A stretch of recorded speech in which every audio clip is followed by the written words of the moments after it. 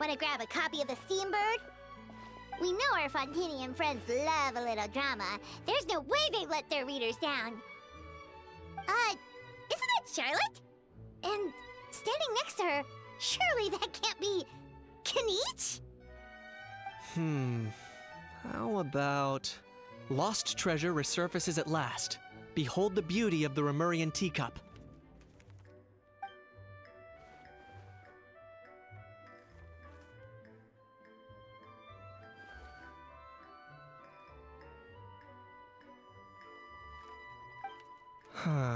Pretty shocking. But it still feels like it's missing something. Ah, got it! Udex gravely wounded in shocking stabbing. Set to miss cross-border smuggling trial.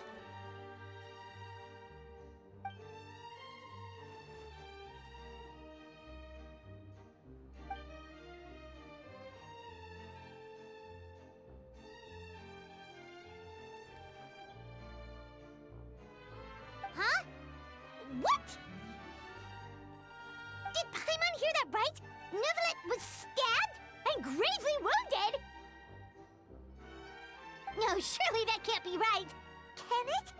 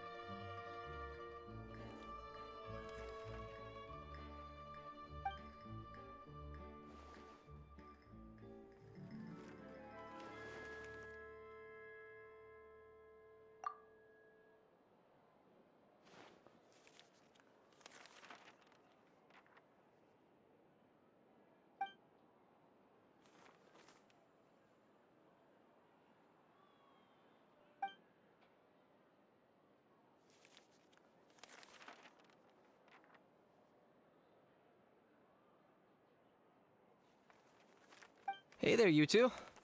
Fancy running into you here.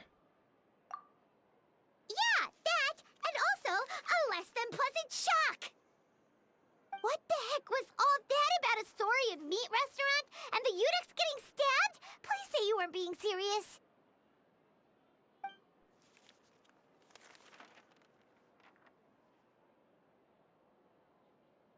Trading tabloid headlines? Yeah. Charlotte and I were having a little contest to see who could find the most ridiculous fake news stories. Either I got lucky, or I have a knack for honing in on the most outrageous material.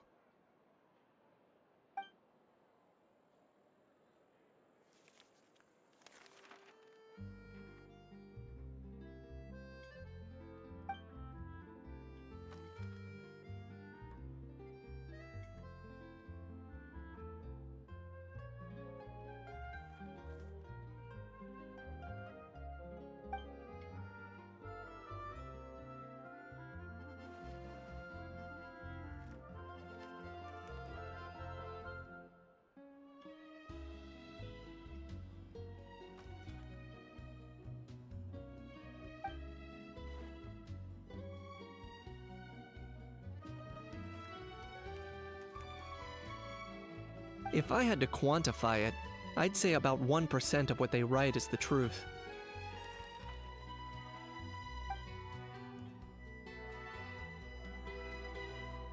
Huh? Him? Lenient? Ugh, you gotta be kidding! Ah! Don't get me wrong. I'm not trying to give credit to these so-called news stories for occasionally including a grain of truth. All I'm saying is, even the wildest leaps of the human imagination are always rooted in reality. You mean all those fake headlines you mentioned actually do have some basis in fact? Sure they do. For instance, there was in fact a smuggling trial recently. Considering the amount of speculation surrounding the smuggled goods, it's no wonder there are rumors about restaurants serving saurian meat or teacups being unearthed from ancient ruins. But in reality, the goods in question were simply a few ancient relics dug up from ruins in Natlan. Rest assured, no Saurians were harmed in the process.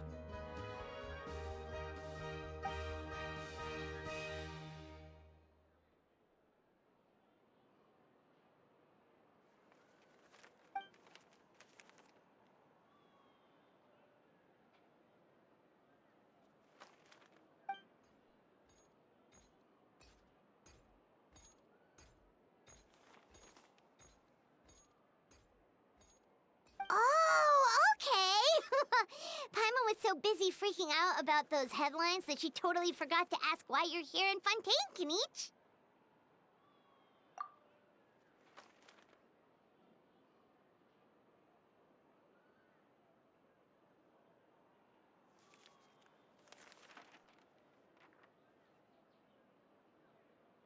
It was a pretty open and shut case, and my testimony in court was clear enough. But I'm guessing, Mademoiselle Charlotte, that you're less interested in the case than you are in trying to uncover some news stories about Natlan.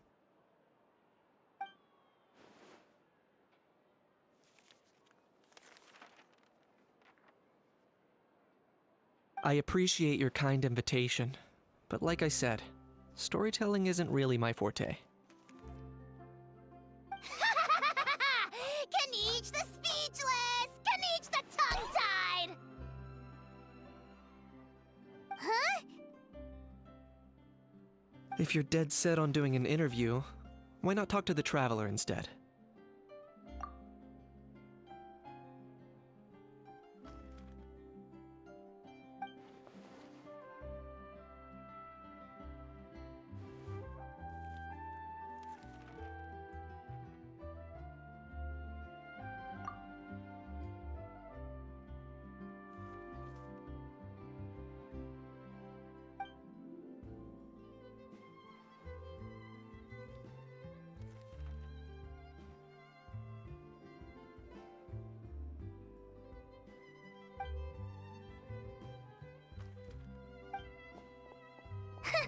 Charlotte never stops, does she?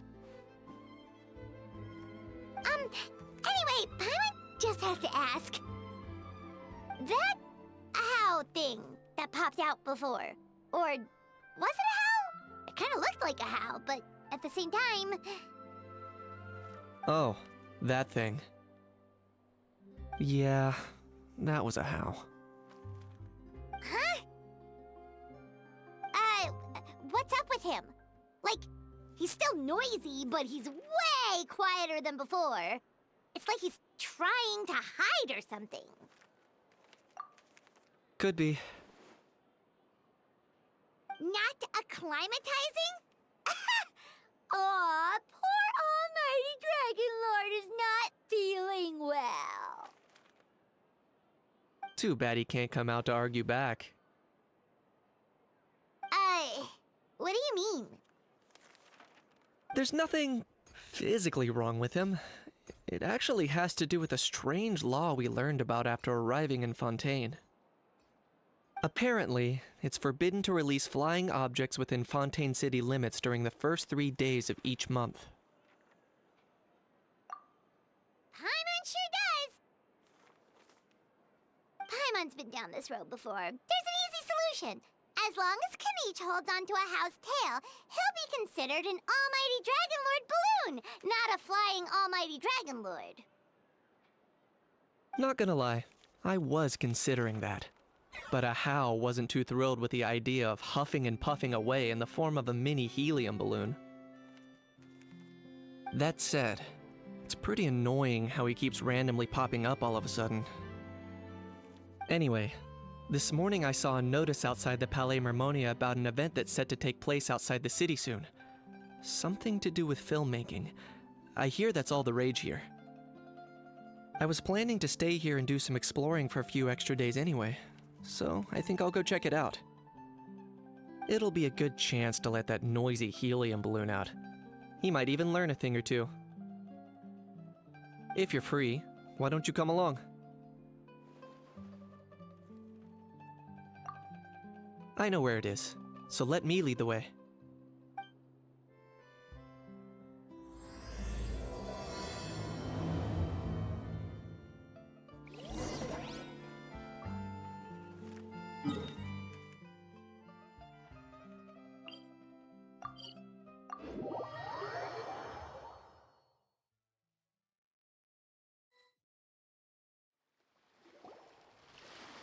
looks like I remembered correctly. Here we are. Wow, this is awesome! Hard to believe it was just an empty beach before. Yeah, it was still completely deserted only a few days ago when I passed by on my way to testify at the Opera House.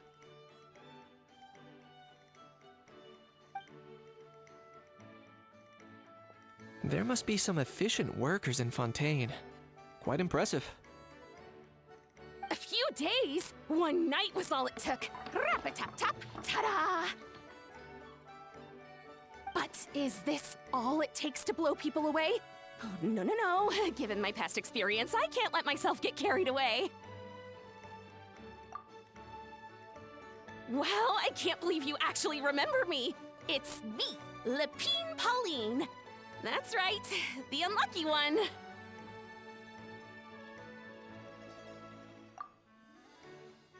Of course! How else would we have managed to build Fantasyland in a single night? Fantasyland? At least that's how I like to think of it myself. A magical land of fantasy, the stuff of film buffs' dreams. I know it sounds like I'm laying it on thick, but that really is the goal here. As you can see, the theme of this amusement park is Fontainian filmmaking, a place for all film lovers to come together and co-construct a world of dreams. Co-construct? Well, that's a relief. Sounds like you're sharing the cost this time rather than pouring your entire life savings into a single project. Nope! I might be inviting others to help fund this, but that doesn't mean I haven't thrown all my life savings into it too! Huh? You've got to be kidding. Ha! Look at you, puny little humans. Recklessly betting your entire future against some stupid vanity project. If you're expecting even an ounce of sympathy from the almighty Dragon Lord, dream on! Mockery is all you shall get, straight from the heart!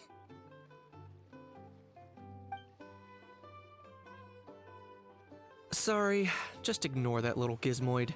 He likes to butt in occasionally. Do go on. Gizmoid? Who you calling Gizmoid? You're the Gizmoid! Wow! That's quite a nifty mecha you've got yourself there. Is it some sort of smart personal assistant? You ought to let Miss Charlotte see your cool gadget. Who knows? Maybe you could even look into mass production! Mass production? Ugh, insolent, vulgar, and disrespectful! I, the almighty Dragon Lord, am one of a kind! There has never been another like me, nor will there ever be! And another thing, smart is the understatement of the century! I shall have you know that I am Kahula-How, forebear of ancient wisdom! I lived for eons long before any of you were born! What? Heavens above! I beg your pardon, forebear of ancient wisdom. Please, I meant no offense.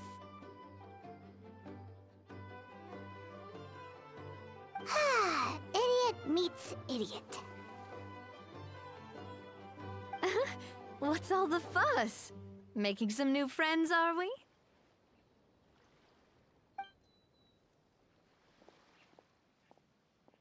Miss Navia! Allow me to introduce the star behind all the work that's gone into this venue. Miss Navia, president of Fontaine Spina di Rosula. Hello, everyone. Partner, Paimon, how have you been lately? Hello there. I'm kinich. What about me? What about me? My useless servant can't even give me a proper introduction. You think someone yelling their name out in the middle of a public street really needs an introduction? He's not wrong. I caught yours just now, in fact. So, You must be the almighty Dragon Lord, Mr. Ahau. It's a pleasure to meet you.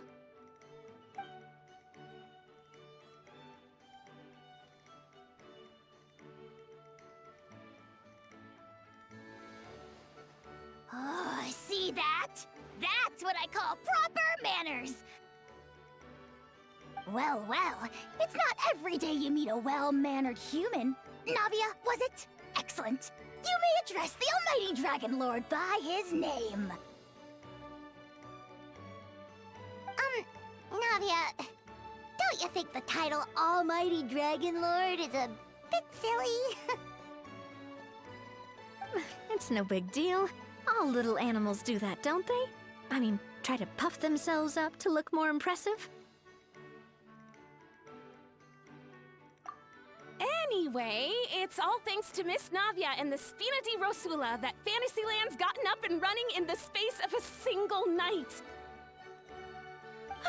Honestly, thank heavens! After all that paperwork and endless waiting, the event and venue finally got the green light.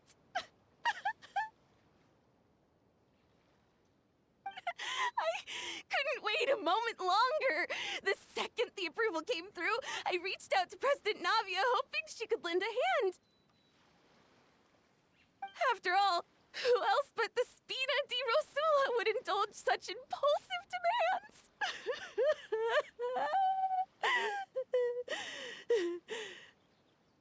Sorry, Traveler. Miss Lapine Pauline sometimes gets a bit overwhelmed by her own excitement, as you can see. I'm guessing she hasn't gone into much detail about the event yet, so let me fill you in.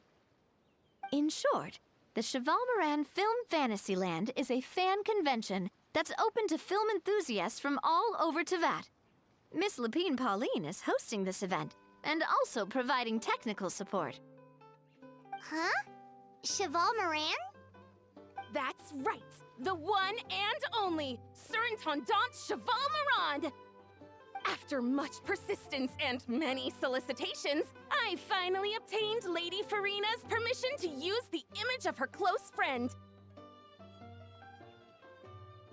Not only is our adorable mascot drawing in fans by the minute, but she's also boosting her own popularity. And that was always the goal, a win-win arrangement. It's been a while since we last met, but still, it's a surprise to hear Lapine Pauline coming out with such sensible ideas. By the way, Miss Lapine Pauline, have you decided to switch careers and go into film tech? Not exactly. By chance, one of the prototype lenses I developed caught a photographer's eye, and it's now being used for the latest cinematic productions. Thanks to this unexpected opportunity, I've had the chance to invent various film-related equipment and props. That's right. So don't underestimate Miss Lapine Pauline, our resident engineer. She's the technical powerhouse at the core of this entire event. As for the Spina di Rosula, we're mainly here to take care of planning, operations, and management. For anyone feeling inspired to set up a booth, Miss Lapine Pauline and I will provide the necessary technical and operational support once their application has been approved. By the way, Traveler, are you at all interested in taking part? It would be a chance for you to earn some extra income. Plus, with your skills, I'm sure you could bring something special to the table. Paimon would be even more tempted if you were to, say, throw in one of those fancy feasts she's seen in those gourmet food reels. Well, as it happens, that'll be a piece of cake.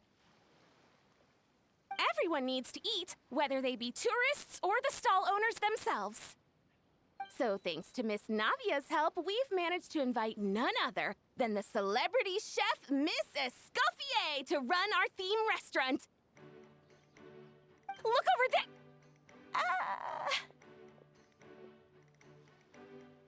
You! Yes, you! For the last time, the ingredients have to be in the right ratio! Get it right next time, or you might as well just lie down on the chopping board yourself.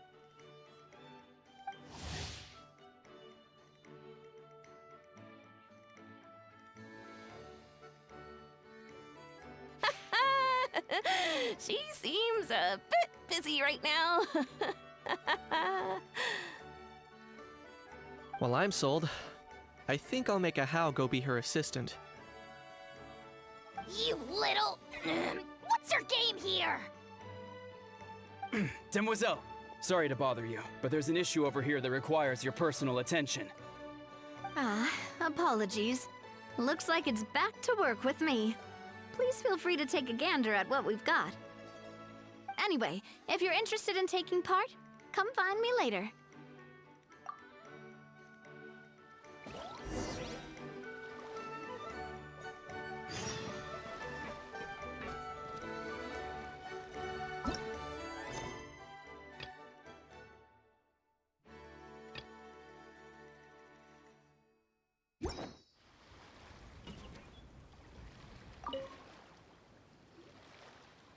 Greetings. Apologies if you overheard my harsh words just now, but I assure you it is entirely necessary.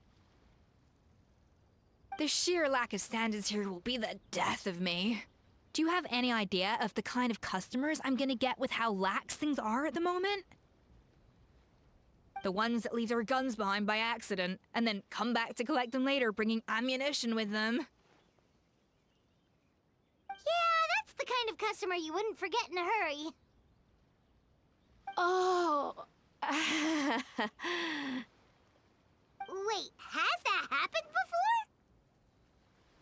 before? No, it's just the mention of guns reminded me. Someone did actually leave their gun nearby. Huh? Just before we started setting up, as we were cleaning up the site, someone stumbled upon a mysterious locked box. It didn't look like something from Fontaine, though. It had more of a Natlanese vibe. Oh? Do you think a foreign tourist might have left it behind? That's what I assumed at first. But the box was buried beneath a pile of wooden planks, rocks, and whatnot, so it seemed like someone deliberately hid it there. But I didn't see much point in speculating, so the best thing I could think of was to hand it over to the authorities. I trekked all the way over to the Palais Mermonia just to hand it in. Ugh, it was exhausting. What did the authorities make of it? Oh, they made a mountain out of a molehill, as usual. Before even addressing the question of what was actually inside the box, they had several heated discussions about whose responsibility it was to write the lost and found notice. Thankfully, the ever-reliable Officer Sedine stepped up and immediately called in the Marechaussee Phantom to crack the lock and check if there were any dangerous items inside. And, as it turned out, there was a gun. Wow, that's a dangerous item, all right. Mind if I ask what kind of gun it was? Oh yeah, Mr. Kinich, you're from Natlan, aren't you? Do you know a lot about guns? You could say it comes with the job. I have an interest in weaponry and the like. Ugh, such a spoiled brat. What, are the toys I gave you not good enough for you anymore? Yep, got sick of those long ago. You little... How dare you turn your nose up at my gifts? Why, Time for a timeout, old-timer. Sorry, where were we? Oh yeah, do you recall what the gun looked like? It's a bit hard to describe. If you ask me, it didn't even really look like a gun. Give me a second. I'll knock out a quick sketch.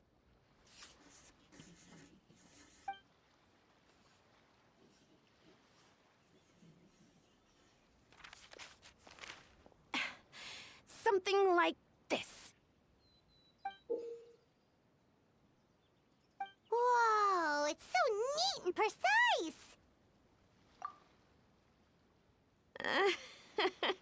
It's nothing. Sorry. Is something wrong with my drawing? I know it doesn't really look like a gun, but I assure you, this is exactly what it looked like. And it certainly could shoot as well, too. I confirmed that with the officer from the Marechaussee Phantom. No, quite the opposite. The features are very accurate, and it is definitely from Natland. Please, don't mind me. I'm just taking a moment to admire it.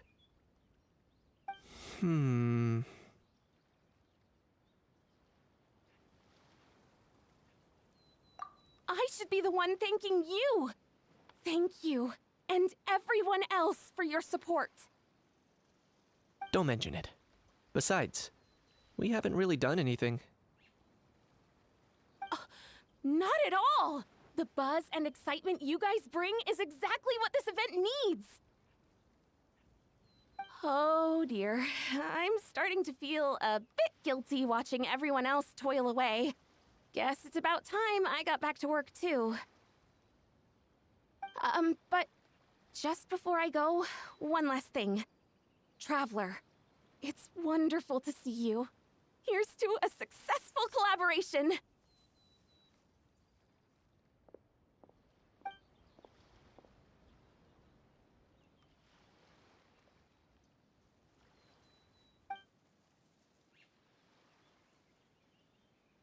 I'm sure you noticed that there was something unusual about that gun.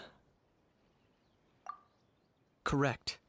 It's most likely an old weapon dug up from some ancient dragon ruins. Based on my experience, it might be more accurate to refer to it as a hand cannon, but in Fontaine terms, it's not wrong to call it a gun. Given why I came here, don't you think it's curious that an ancient dragon relic of unknown origin would turn up like this, out of the blue? I suspect this gun might have something to do with that smuggling case. It might have slipped through the cracks. Time is of the essence, so I'd like to head over to the Palais Mermonia to verify my suspicions. Perfect. Then we can head out right away. Or, if you want to catch up with your friends first, I can wait.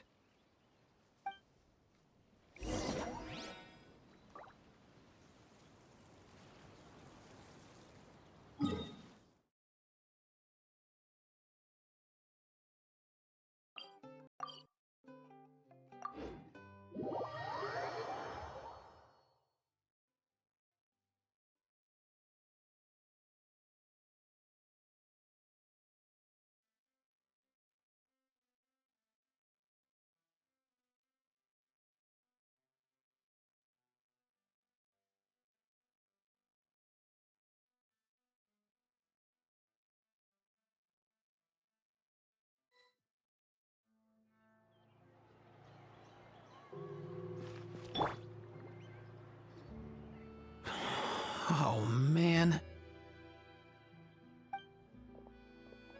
Bro!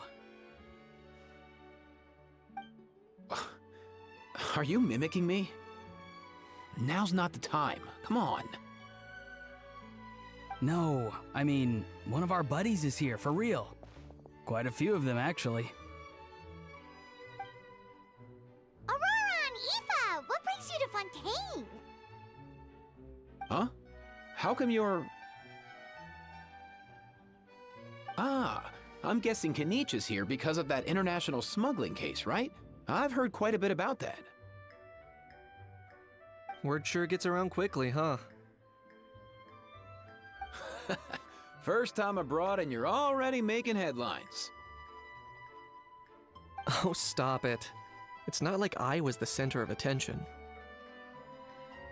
Wasn't expecting to see the Traveler and Paimon here too, though. Come on, Aoife. Huh? A traveler, by definition, is someone who travels around. Fair point.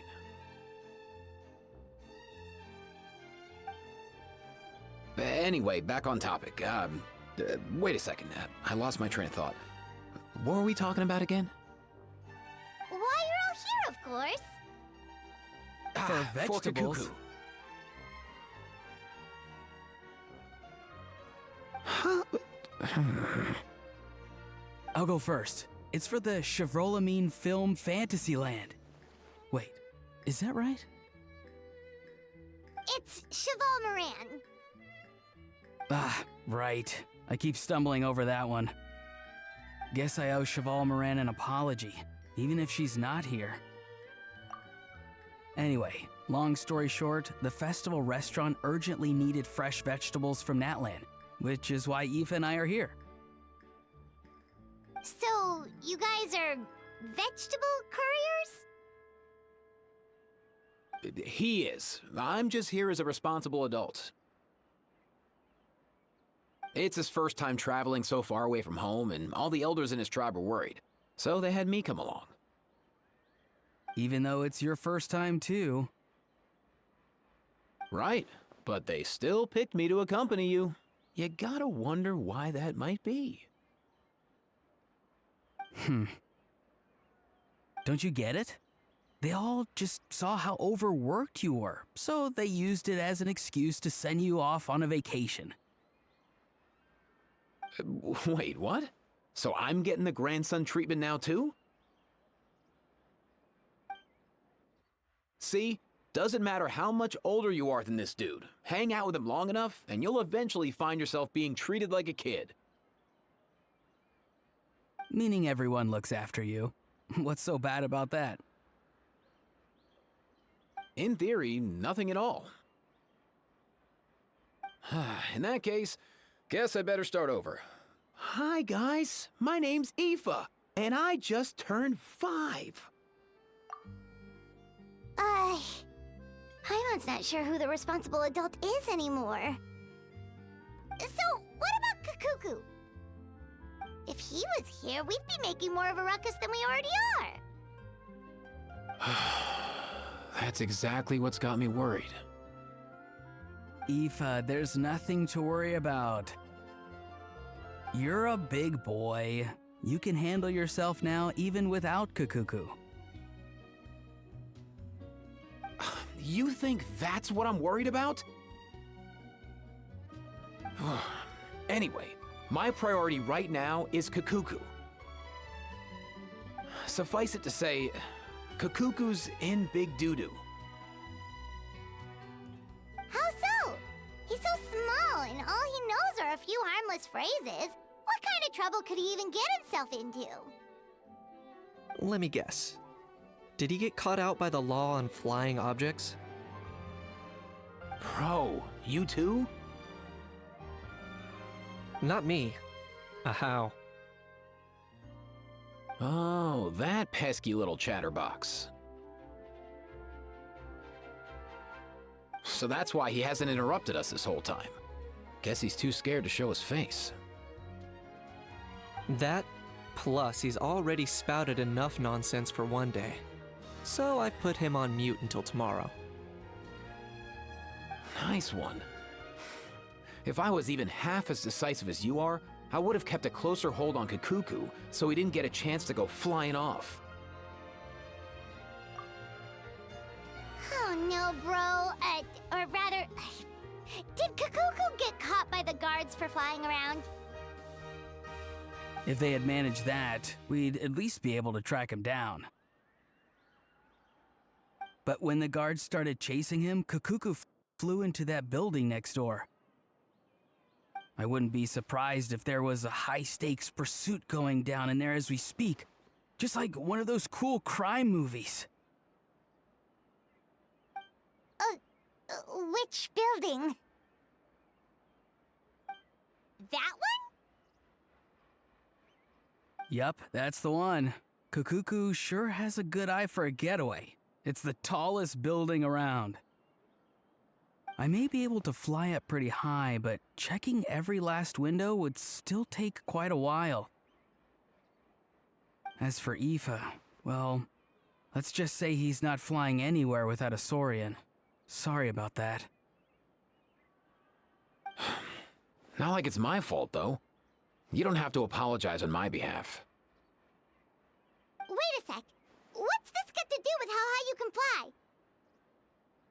Kakuku's got himself into a real mess here. Like a panicked animal running straight into a trap. It's pretty worrying. I'm starting to picture him flapping through a barrage of gunfire while important documents are flying about left, right, and center. Heck yeah! If anyone can pull it off, it's Kakuku. He's always been such an awesome Saurus. I believe in him.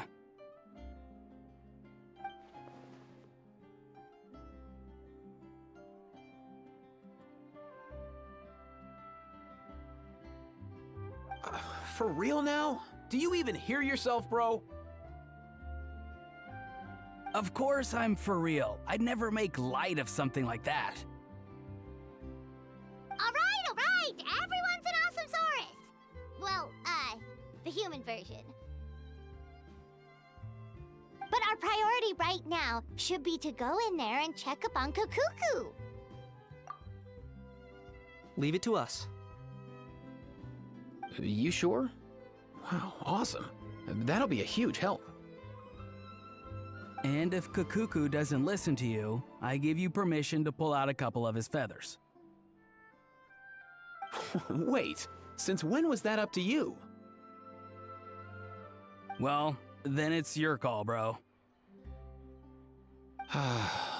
All right then, if Kakuku doesn't listen to you, I also give you permission to pull out a couple of his feathers. There you go. If he objects to that, tell him to come find us. He won't. Trust me.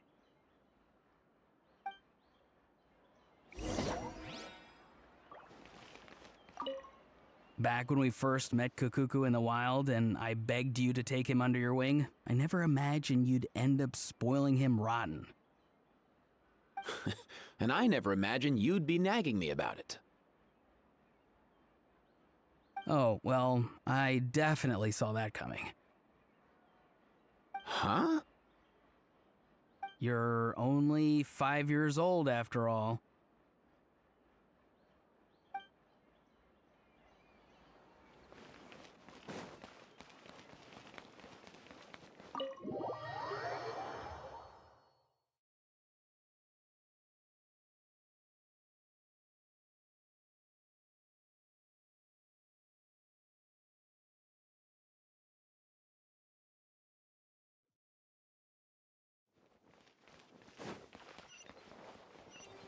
Nothing new there. What's all that commotion? Are they...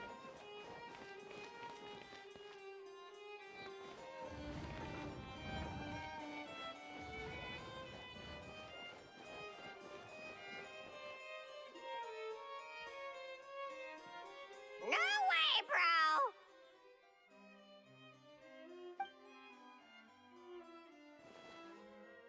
bro! Did he say he came from Natlan? No. Get out of here! I can understand his words, just not what they mean. Oh no.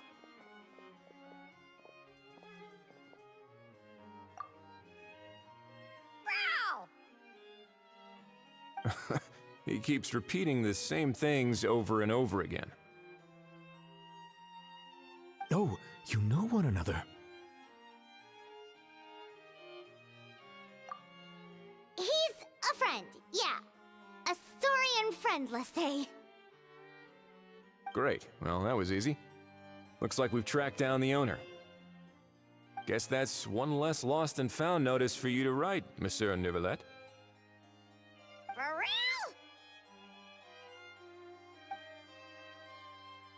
Traveler, was there something important you wanted to discuss with the Udex? I'm just about done with my business here. Need me to step out? Stay and hear them out first. Perhaps it will have some bearing on your own work. If I'm not mistaken, you are the same Mr. Kinich who served as a witness in the smuggling trial? I take it there's been a further development in the case. That's right. Very perceptive, Mr. Udex. So you've met Nervalette before? But wasn't the trial overseen by another judge? I've seen his photo in the papers. But as for this other gentleman...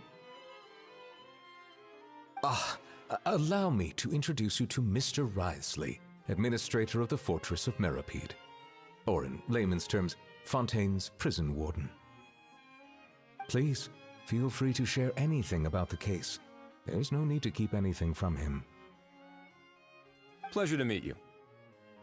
Pleasure to meet you! Wow, that sounded just like me. But should we really discuss official business in front of the Saurian? Oh, wow! Oh, no! I believe he said...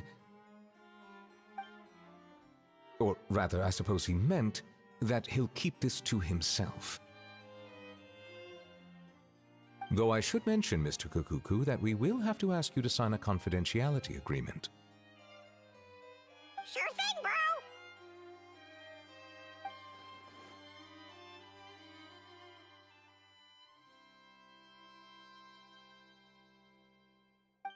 Let us return to the matter at hand.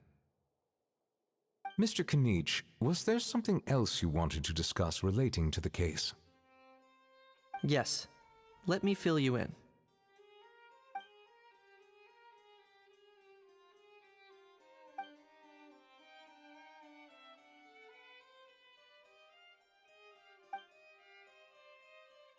Wow! It really is exactly like Lapine Pauline's sketch! That must be all that practice drawing engineering blueprints, huh? So if it's true that this weapon came into Fontaine alongside the contraband from the smuggling case, then there's a high chance we overlooked a suspect. That's exactly my line of thought. I see. Mr. Kinich, thank you for reporting this promptly. I'll arrange for the Marechaussee Phantom to investigate right away. We should begin by questioning the prisoners in custody. Wriothesley. I'll sign off on the interrogation request. Don't you worry. That would be much appreciated. It's lucky that the Palais Mermonia wasn't scheduled to release any public bulletins today, and that this guns lost and found notice hasn't been written up yet. In other words, the news hasn't leaked. I'll be staying in Fontaine for the time being. If there's any progress in the investigation or you need my help, feel free to reach out anytime. Yep, we were just about to go help out with Lapine Pauline's convention. If there's any news, we'll keep you all posted. Marvelous. Thank you all. Well then, all that's left is to...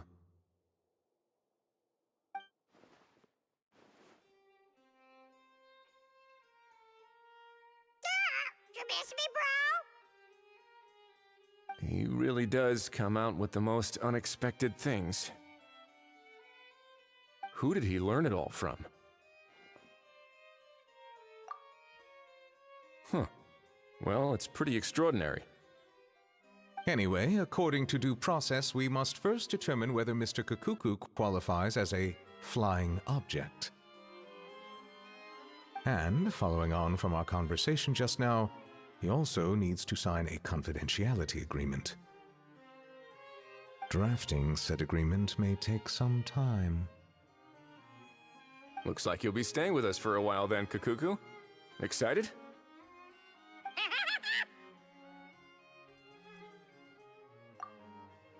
That would save us a lot of trouble. Many thanks. All right then, we'd better get going. No need to see us off.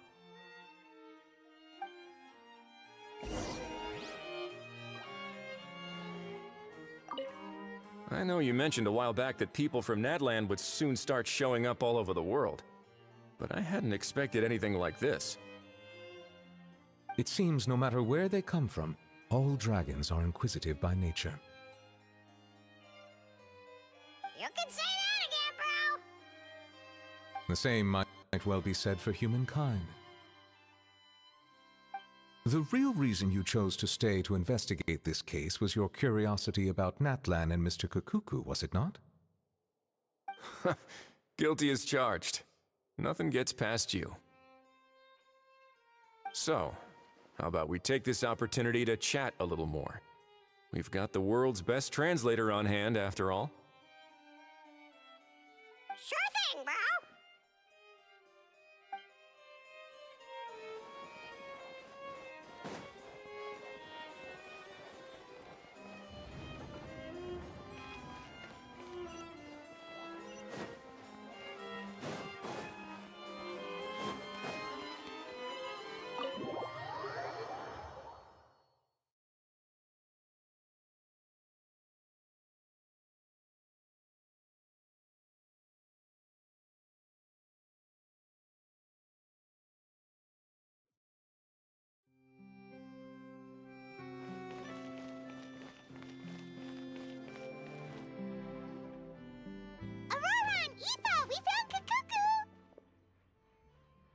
What's the situation? How bad is it? Oh no. When I saw that Kukuku wasn't with you, I'd already prepared myself for the worst. Relax, Aoife. Maybe Kukuku just prefers high-rise living now. Sometimes you just have to let the kids grow up and make their own choices in life. For real now? Do you even hear yourself, bro? It's not that bad. Kukuku's fine. Still very much alive and kicking for starters. He hasn't been arrested either, so no jail time. See? You're not exactly reassuring me here. As for the bad news, well, it's really not that bad. Kukuku accidentally overheard some top-secret stuff, so he has to stay at the Palais Mermonia for a while to sign a confidentiality agreement. But there's no need to worry. The person in charge of looking after Kukuku is super nice, so he'll be absolutely fine. All right. That doesn't sound too bad after all. Wow, hearing that's put my mind to rest. But based on my understanding of how things work here, the ban on flying objects should be over by the time Kukuku actually gets out. What a shame. Oh well, I guess we'll just have to go have some fun without him. You don't look disappointed in the slightest. Anyway, Auroron and I will be staying in guest rooms upstairs at the Hotel de Boer for the time being. Feel free to drop by if you need us.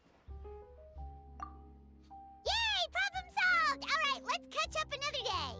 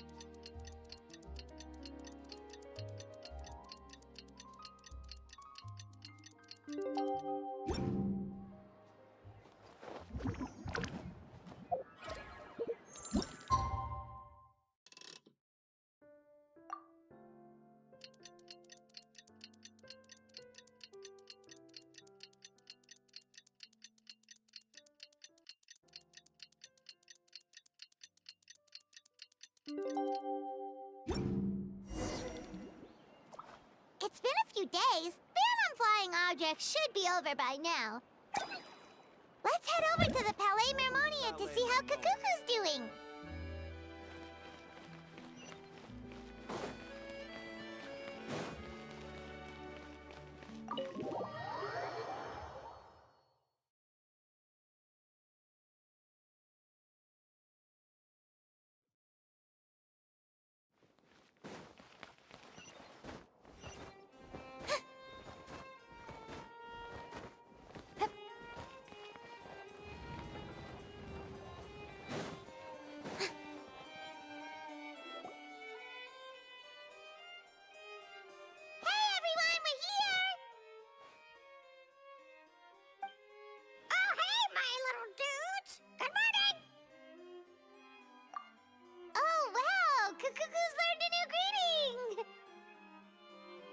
Is that good news or bad news, though? Sorry, I did everything within my power. But so far, I've only managed to teach him how to say good morning. Wait, so that's all you've been up to this whole time? Get out of here! Huh? Okay, so good mornings aside, please tell Paimon there's been some other progress too. Of course. That's why I'm here. Kukuku's not the only one that Mr. Wriothesley's been getting to talk. I'm referring, of course, to the convicts. It was nothing. These guys weren't exactly tough nuts to crack. So, what's the deal? After racking their brains, they remembered speaking to an inconspicuous middle-aged man just as they were preparing to pack up and leave Natlan. He was dressed in the manner of the Children of Echoes and carrying a box. Plus, the description matches the one the gun was found in. All in all, he didn't look any different from your average Natlanese traveler. Perhaps seeing that they were dressed as merchants, this man stopped for a chat, inquiring where their goods were headed, and even asking if they could share a boat. The smugglers were very cautious, though. They didn't tell him any specifics. But all this happened before I crossed paths with them. I happened to notice them as they were preparing to set sail. I thought they looked shady, so I snuck aboard, and ended up being carried along all the way to Fontaine.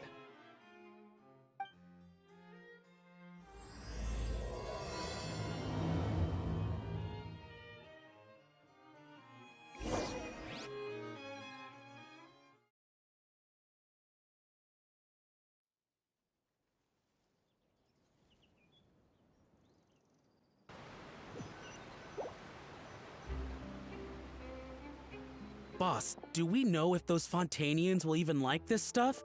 What if we can't shift it? And that's why we call you a rookie. It's all supply and demand, kid. Supply and demand. Natlan's foreign trade is just starting to lift off. There'll be a market for it, you'll see. That's right. So stop giving the boss trouble, rookie. Just do your job and keep an eye on the goods.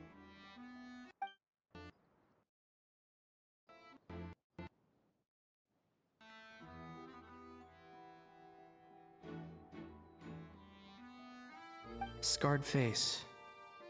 Calloused hands. On closer inspection, the fabric looks worn at the knees and elbows, and his fingernails are dirty. Not exactly your typical merchant. Could he have previously been a warrior? Or even an adventurer? Something feels off. I'd better sneak up and get a closer look.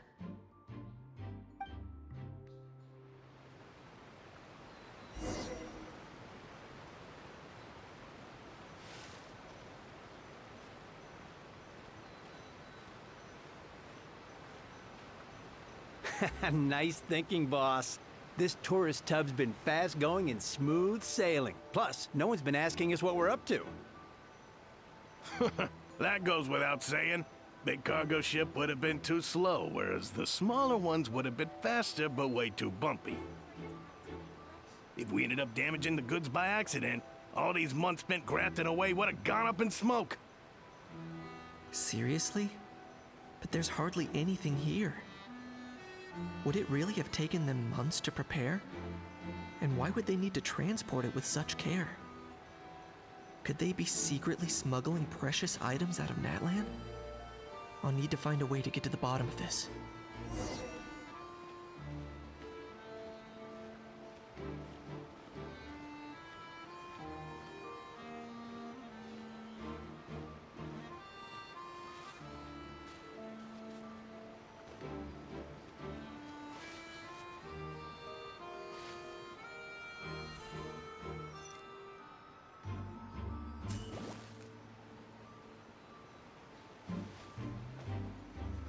Let's go hear what these criminals have to say for themselves. Sure enough, there are relics inside the box. It's illegal to smuggle such items outside Natlan.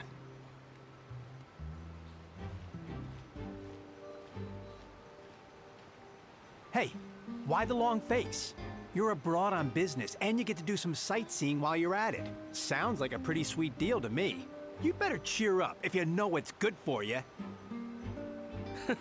I guess you're right. I was just worried I might have messed up with the packing, or that something's gonna go wrong along the way. Oh, pull yourself together. Tons of foreign tourists come traveling to Fontaine. I bet their luggage is full of all kinds of weird stuff. If someone insists on checking it all, just show them the purchase order we had drawn up. Those Fontainians can't get enough of their legalese, so I've heard. They can look all they want. Aha. So their aim is to smuggle in contraband after all. Looks like I've gathered enough intel about the smugglers and their contraband. Time to inform port security.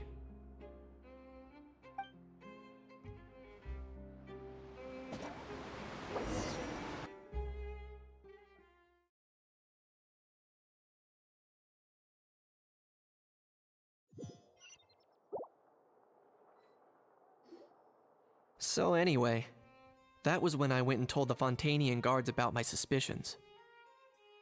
After an investigation and a chase, they finally apprehended them and sent them on their way. Well, guess they're headed exactly where they should be. Thanks. Based on your recollections just now,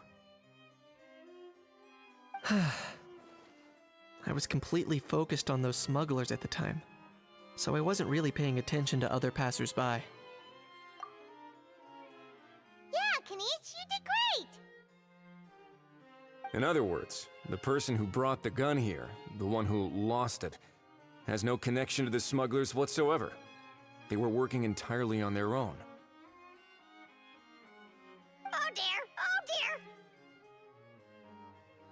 Sounds like Mr. Kukuku wants to chime in? He said this elusive individual's actions are positively mystifying. It's a good observation, I quite agree. However, we still know next to nothing about the person. Perhaps we should start by focusing on the lost item itself.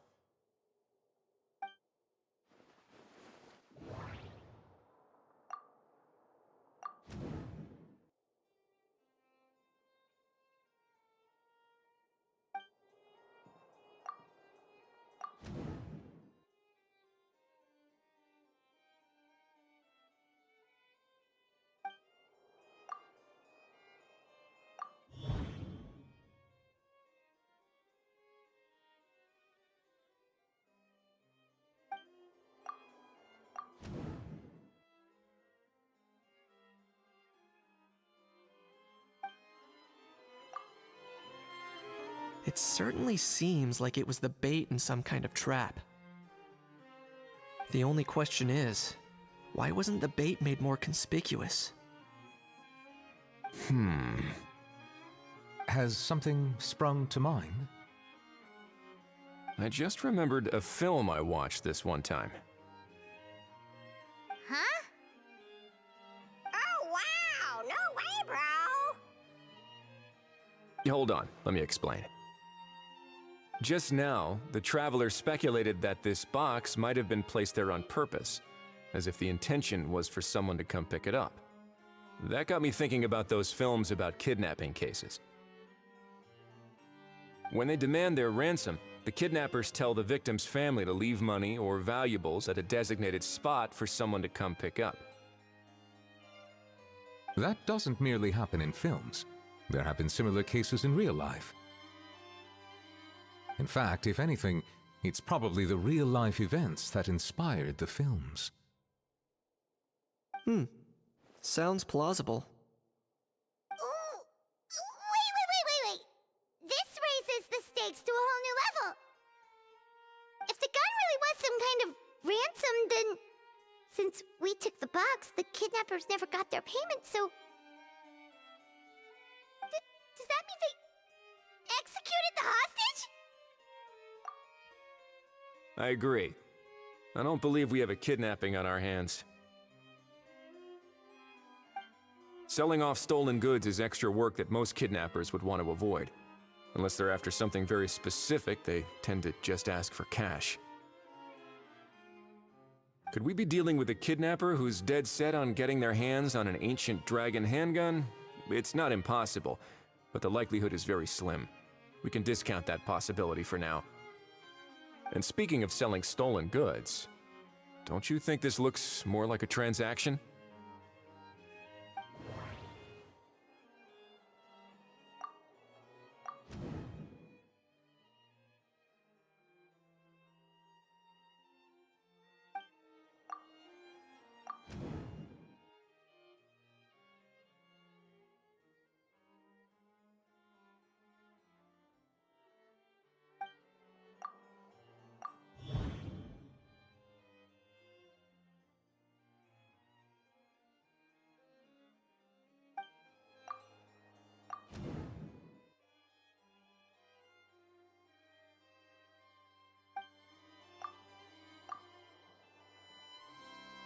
So, bottom line, this was an individual smuggler at work.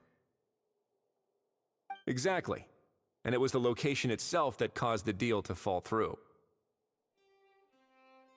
The last thing they would have expected was for a quiet beach to turn into a bustling film convention overnight. Not only is the area now packed with tourists, but the spina di rosula have a presence there. I'll bet that both parties were completely caught off guard. That sounds like a plausible theory, but how do we verify it? Looks like your people better start rolling up their sleeves. How so? Easy. Just follow the usual procedure by putting up a lost and found notice. The more routine we make it seem, the more likely the suspect will come forward to claim it. Even if they send a proxy, we're liable to get our hands on new leads. And timing-wise, it's about time we updated the bulletin board anyway. All we need now is a lucky gestionnaire to write up the notice for us post-haste. Ah, so that's what you meant by rolling up their sleeves. In that case, I may as well write it myself. Delegating this to someone else would require an additional explanation. Huh. Or are you just not used to asking others to work overtime? Is that really a major concern here? Well, looks like I won't be needed around here. At least until the notice has been posted. You could always wait here if you like. The Palais Mermonia serves a particularly fine cup of tea if that swings it for you. Thanks, but no thanks. I left a very noisy creature with a friend before heading out, so I should probably get back to feed it. Ah, I wasn't aware that you had a pet, Mr. Kinich. Speaking of pets... Get out of here! Out of here! Yep, that's the plan. Out of here indeed. I believe that what Wriothesley is trying to say is, you are free to leave, Mr. Kukuku. Furthermore, it has been determined that Mr. Kukuku should not, in fact, be classified as a flying object. As such, he shall be free to move around Fontaine whenever he so pleases. You're the best, bro! Oh, that really is good news! Traveler, should we bring Kukuku back to Aoife and Auroran? I shall leave him in your capable hands. Indeed.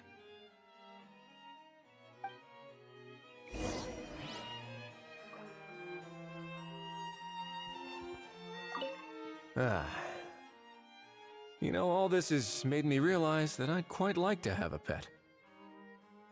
If that proves inconvenient within the fortress of Meripede, perhaps you should consider finding a place in the court of Fontaine. That actually sounds like a good idea. In the past, I always dismissed the idea of buying a property in the city. The prophecy about the floods meant it never seemed like a worthwhile investment. But now... This might be a good time for you to re-examine the documents I gave you regarding your title as Duke. Huh? Citizens with honorary titles are eligible for certain benefits when purchasing property in the court of Fontaine. Really? How about this? You read through your documents from start to finish, while I write up the lost and found notice.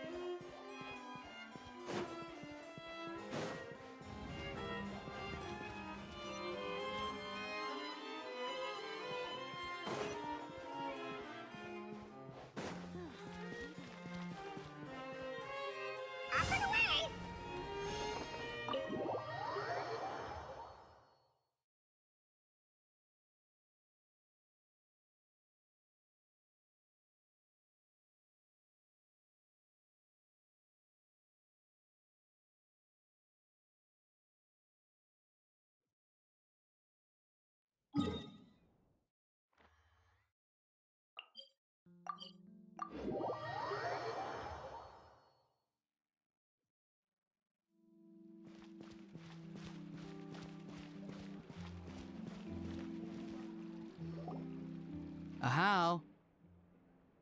What? What now? Let's shake hands. Fine by me. Get ready for a knuckle sandwich! Ugh.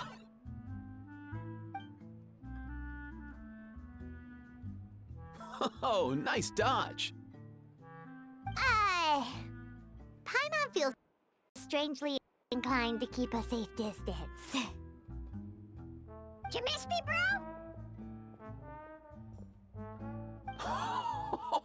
Cuckoo, you're free! Ugh, not you again. Nope, didn't miss you in the slightest. Hey, other granny. And hey, Paimon and Kinich. It's good to see you all. Thanks for bringing Kukuku back. Get it away! Get it away from me! Nice to meet you, bro. Who are you calling bro? Say that again to my face! I dare you. If you've got the energy to argue this much, you're clearly not hungry yet. Let's go find something to eat while a How lives his best life. Poor How. He spent all day being tormented by Auroron, only to discover that the suffering's just begun. Eva, as a Saurian vet, how can you just sit back and watch our little dragon bro suffer? Huh? How am I the bad guy? Even hear yourself? Ah! Doesn't anyone want to hear how Kukuku got out of jail?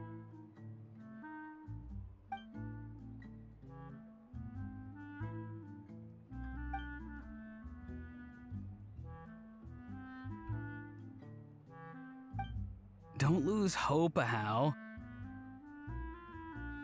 By the same standard, you have freedom of movement now, too. You're still in the game? Same standard? I will not be held to the same standard as that thing! That's right. You won't. As far as I understand, the Palais Mermonia will want to assess your case on its own merits before they grant you freedom of movement.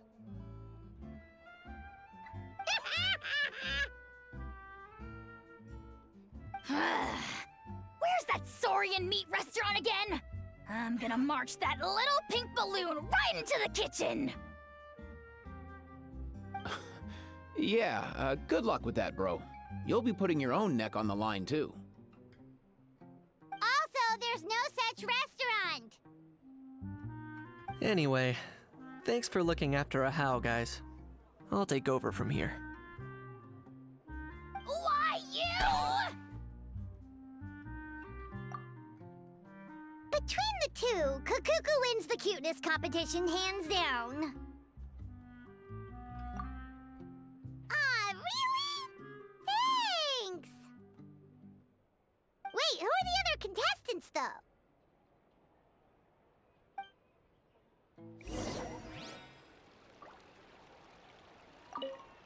So now that our crew's back together again, what's our next move?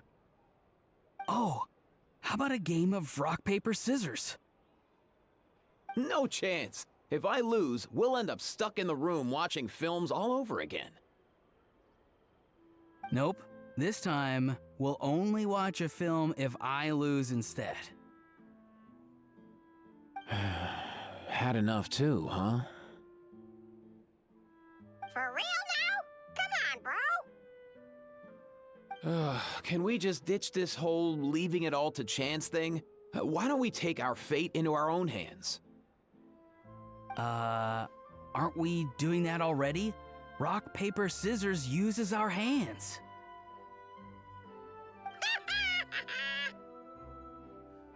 Don't know why you're laughing. You're stuck with paper every time.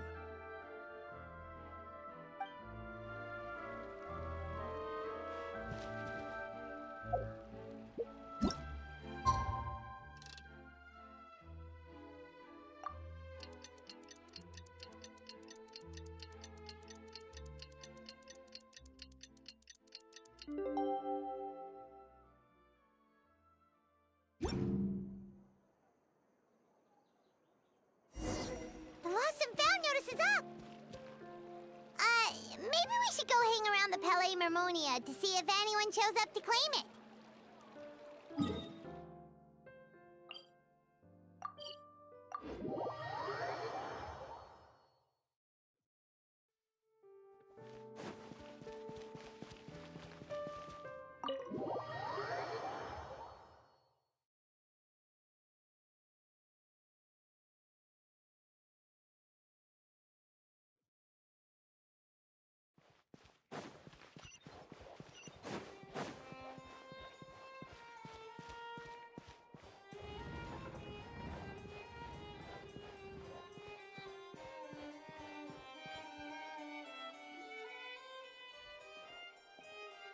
Huh, looks like there were quite a few others with the same idea. Ah, hello, you two. Have there been any developments? Okay, guess not. Well, the notice was only just posted. Guess it's pretty unlikely that someone would show up right at... Special Patrol, open up! Ah! Who's there? What's going on? The Special Patrol? I don't think that's who this is. Hey, this isn't the time for silly jokes! Let's go check it out.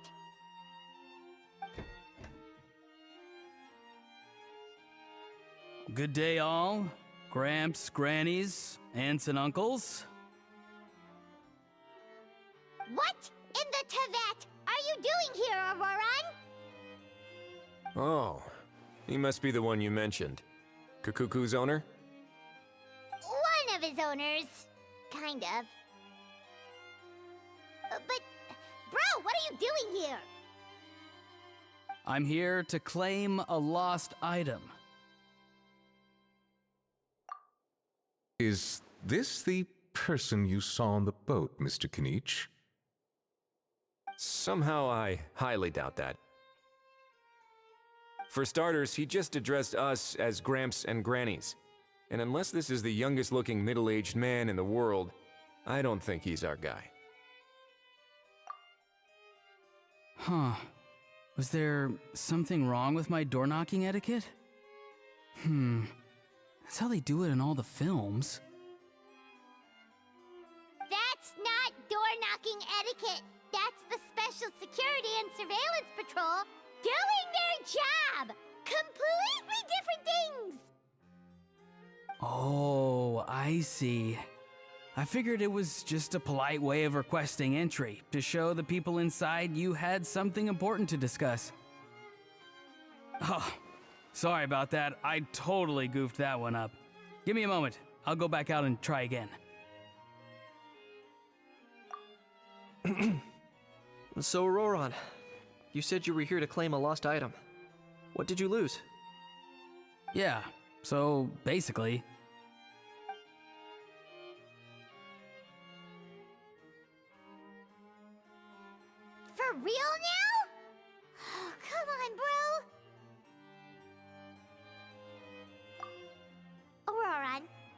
honest now.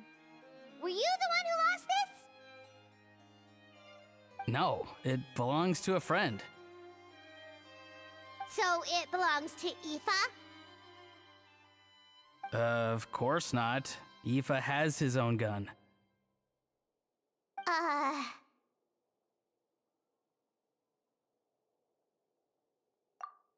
All right then.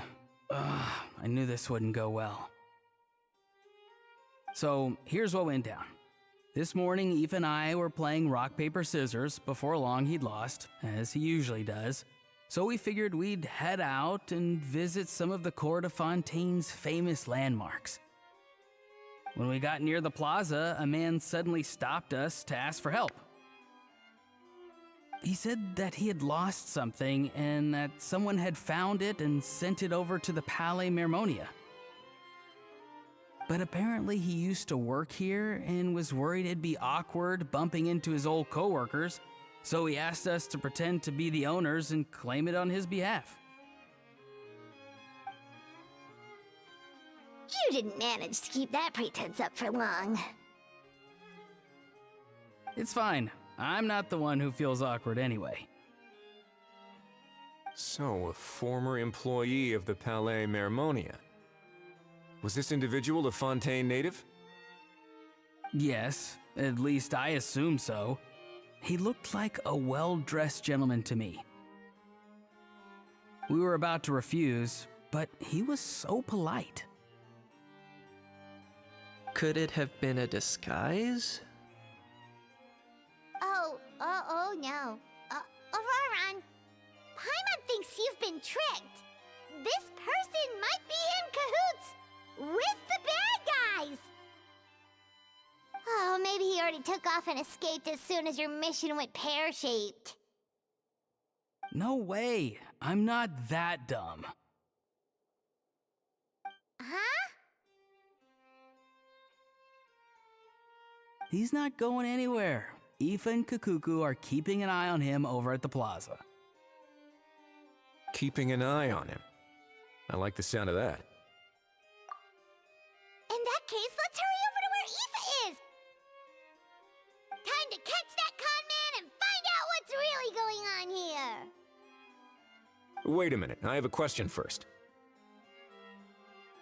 Traveler, Paimon, you're pretty famous in Natlan, right?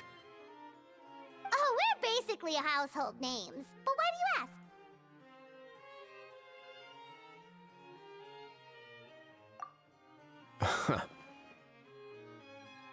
Would that be a problem?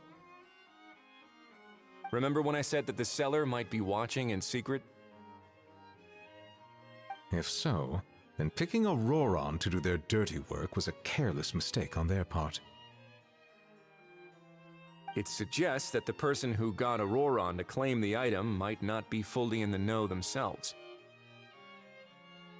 There are plenty of unanswered questions, but standing around racking our brains won't help. However, I still suggest that the famous faces among us, meaning the Traveler and Kinich, oh, and of course, Monsieur Nivelet too, stay here for the time being. We'll empty the box, give it to Auroran, and then he can claim the item as if nothing happened. I'll follow to check if anyone is watching. I doubt anyone would recognize me anyway, so I shouldn't draw too much attention. I think this plan is worth a try. I shall leave it to the pair of you. So, I have to go undercover again, right? Well, not exactly undercover. Just drop the special patrol persona and be yourself instead. Roger that. Over and out.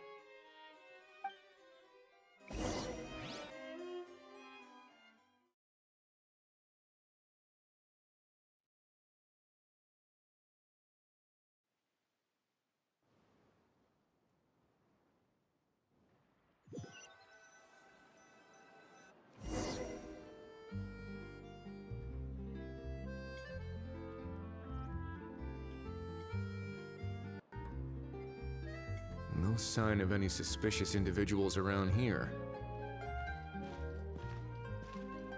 Auroran has has entered the elevator as planned. I'll head over to the plaza now.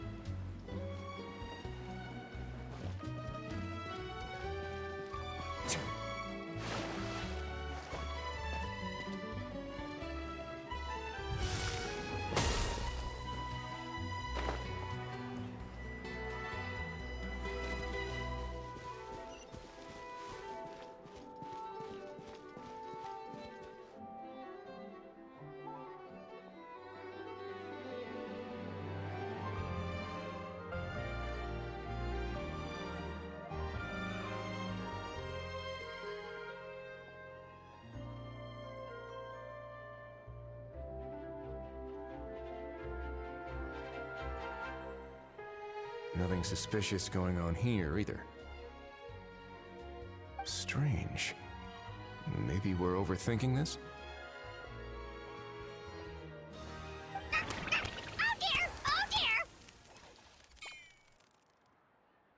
Stop with the pecking! Stop with the pecking! Please, sir, I'm begging you, do me a favor and get this pet of yours under control! The heck are you on about? Sorry, but he's not my pet. He's my coworker. And I should warn you, he's not too happy with how you're talking about him. What the? This thing has a job? So in that land, they just dish out jobs to any old thing. Uh-oh. Kukuku's not too big on being called a thing either. You're on your own now. I'm sorry. Please, Mr. Kukuku. Master Kukuku. Lord Kukuku. I meant no offense, I promise. All right, Kukuku. That'll do for now.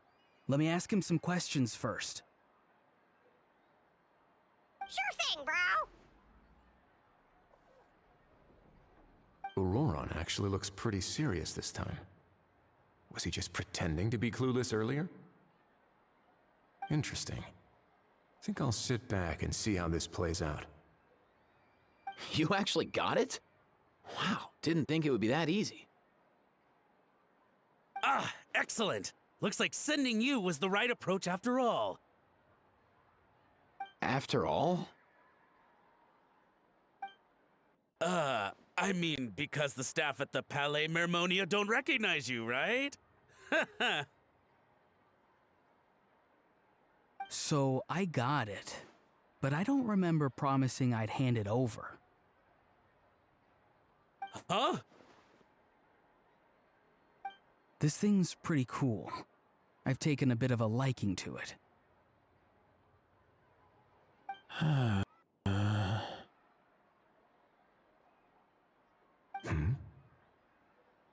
Please don't do this, my good sir, my master, my lord. My very life hangs in the balance. His life hangs in the balance? If this means so much to you, what are you gonna offer me in return? Are you trying to get him to say my life? How'd you know that? Because I watched that film with you. You should drop the act. We don't want a real misunderstanding in our hands. You're probably right. But honestly, I don't know what else to say. Sorry, this is the most myself I can be. Is that enough? Enough. More than enough. Who's this dude? Just think of me as a staff member from the Palais Mermonia. Now, if you don't mind, I have some questions for this gentleman about that life or death treasure you were just discussing. Truthful answers appreciated, of course. Oh no, I'm toast now. What's that supposed to mean? You don't think the Palais Mermonia has the ability to protect our citizens? No, I mean, yes, of course they do. Please ask away. I could do that. But I'd rather you just tell the whole story, from the beginning. I suppose I only have myself to blame. Such a rare antique, I couldn't resist. I'm a collector of antiques. Nothing excites me more than rare, old relics, and to be completely honest, if someone's selling, I'm buying. I don't care to ask where they sourced their goods. As for the seller of this particular item, well, I've never met him in person. We've had some prior dealings, but always under the cover of coded ads in some shady tabloids. Lost and found notices, missing person ads, that sort of thing. As long as I took care to hide a time and place somewhere within the text, then slipped some mora into the envelope before submitting the ad, it would get published. And that was that. No fuss, no trace. Simple, right? Normally, everything goes off without a hitch. But this time, I arrive at the pickup spot expecting a discreet in and out, and instead, I find a whole construction crew at work. That was not what we'd agreed, but I couldn't just let it go, so I reached out to him again the same way as usual. He replied, and do you know what he said? He told me that the item's now in the Palais Mermonia. Well, he wasn't lying about that. He insisted that it would be inconvenient for him to make an appearance himself, but said that if I could somehow find a way to retrieve it from the Palais, he'd give me a discount on the price. Of course it wasn't the discount that swung it. Do I look like I'm strapped for cash? Feeling smug now, are we? Feeling smug now, are we? No, please go easy on me. Go on. Where was I? Well, anyway, I thought to myself, seeing as the item itself came from Natlan, it would make more sense if I could find someone from there to go retrieve it. And by a stroke of complete and utter coincidence, I just so happened to see these two young folks wandering around, so I'm so very sorry I underestimated the pair of you. I need you to clear something up for me. You haven't paid the seller yet, correct? And yet he told you to collect the item from the Palais Mermonia. Was he not worried that you'd just split afterwards? Well, to be honest, though I can't claim to know him very well, he, on the other hand, seems to know my name and where I live. Besides, this is a guy who managed to get his hands on an ancient Natlanese weapon. That's probably not the kind of person I want to double-cross. Fair. That makes sense. So, Mr. Please, just call me Argento. All right, Mr. Argento. Listen very carefully to what I'm about to say. It will determine how much of the rest of your life you'll be spending beneath the waves. What does he mean? Is he gonna drown him just like they do in those gangster films? Oh, I get it. He's talking about that place at the bottom of the Fontanian Sea. Shh, can it? Owing to your suspected involvement in the illicit trade of Natlanese relics, you're now one of the suspects in an international smuggling case. A trip to the Opera Epiclese seems unavoidable at this stage, but on the bright side, you still have one chance to make things right. Okay. Do I really? Please tell me what to do. It's very simple. Just reach out to your seller in the same way as usual, arrange to meet, bring the money, and make the deal. Just be sure to let me know all the details. I'm talking time, place, the whole lot. If we can catch the other party by doing this, you'll have gone some way toward redeeming yourself. Understand? Oh, I see. I understand. You shall have my full and unadulterated cooperation. Good. Don't break the law, and don't even think about making a run for it. The Palais Mermonia will be watching you and ensuring your safety. All right, take the box, but leave your ID and other documents behind. You can go now. As for you two,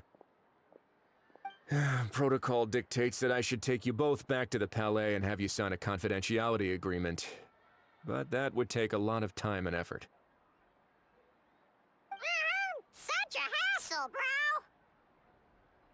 See? Mr. Kukuku knows exactly where I'm coming from. So, I was thinking, since you're all friends of the Traveler... I understand, sir.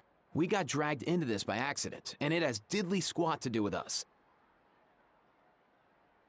And out of respect for the Traveler, we won't say another word. Oh, I know this part. We better keep our mouths shut, or we'll both be sleeping with the fishes in the tailor-made pair of cement shoes. In that case, I understand completely. Not exactly what I was going for, but if that's how you want to understand it, then be my guest. Then it's settled. Thanks for your help.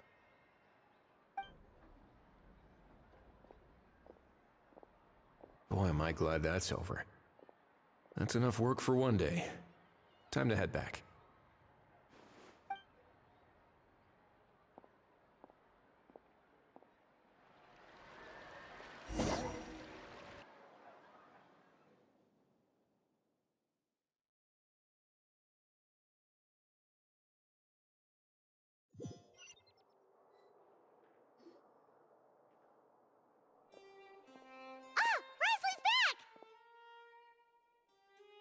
Judging by your expression, it must be good news, huh? It went smoothly, on the whole.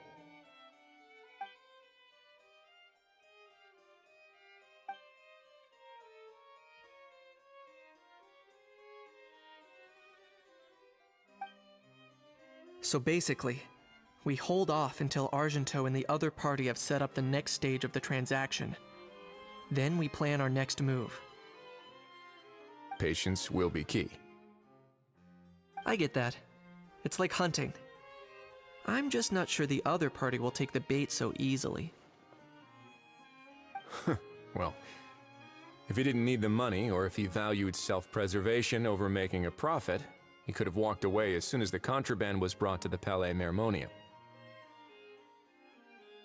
On top of that, although he hasn't shown his face yet, he seems to have no followers or accomplices, and he's relying on an extremely limited set of options to push the deal along. So, if you ask me, he seems like someone who cares a lot about his image and has a somewhat high opinion of himself, but lacks any real ability. I almost get the feeling that if he misses out on this opportunity, he won't have any other way of making money. His every move is like a spin of the roulette wheel, hoping that the ball will land exactly where he wants it to. Or, I don't know. Maybe he'll cut his losses and vanish into thin air, and our efforts will have been in vain. At least Natlan will get the stolen relic back, so it won't have been for nothing. In that case, let's hope his arrogance stays in play. Everyone, I have just briefed the Marechaussee Phantom on the situation. As soon as there are any further developments, we will act without delay. When that time comes, we will be relying on your help. We'll be waiting for the good news!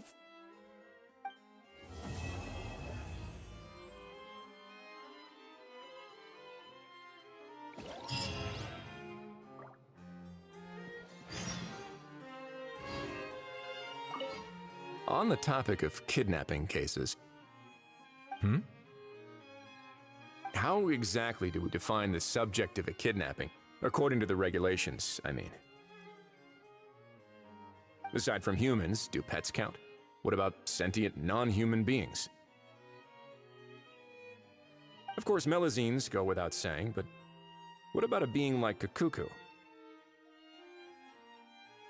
I am surprised that you are unfamiliar with the legal provisions on this matter. If I knew all the laws like the back of my hand, I wouldn't have ended up in the fortress of Meripede, would I? That is no laughing matter, Wriothesley.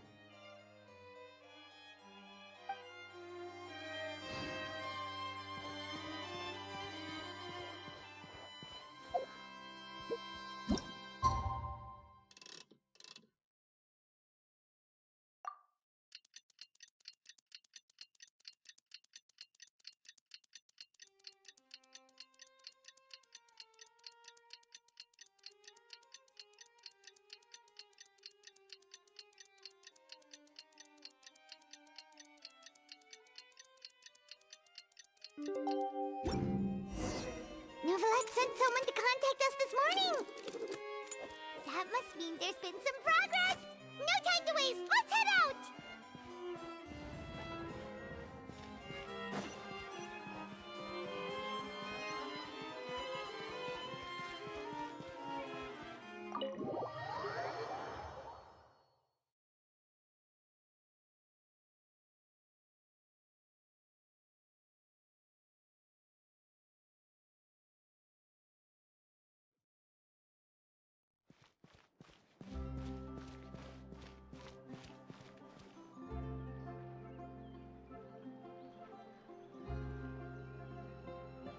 Everyone! We're not late, are we? No, you're just in time. Well rested, I trust? A great way to stay energetic, certainly. We received word from Mr. Argenteau yesterday, confirming the time and location of the transaction. It'll take place this afternoon, and it turns out it'll be somewhere we all know pretty well, too. The Film Fantasyland restaurant. Oh, really? Huh. He sure does like that place. Seems like you share our concerns, Traveler. Indeed. Capturing someone in a crowded event venue will be much more challenging than in an open area. The criminal might try to blend in with the crowd, or even escape by taking hostages. In light of this, we've had to make additional preparations. As soon as we received the news yesterday, we began coordinating with the Marechaussee Phantom and the Special Security and Surveillance Patrol. We'll be deploying lots of undercover agents on site. If things go south, the safety of the civilians will be our top priority. Of course, fingers crossed, everything will go without a hitch. I noticed a bunch of familiar faces from the previous case, like Captain Chevreuse of the Special Patrol, so I'm feeling optimistic. We'll trust your instincts, then. Oh, yeah, and by the way, we've also been in communication with Miss Pauline and Miss Navia. The Spina di Rosula will provide support within a controlled scope, so there's no need to worry. The only potential issue is with Miss Escoffier.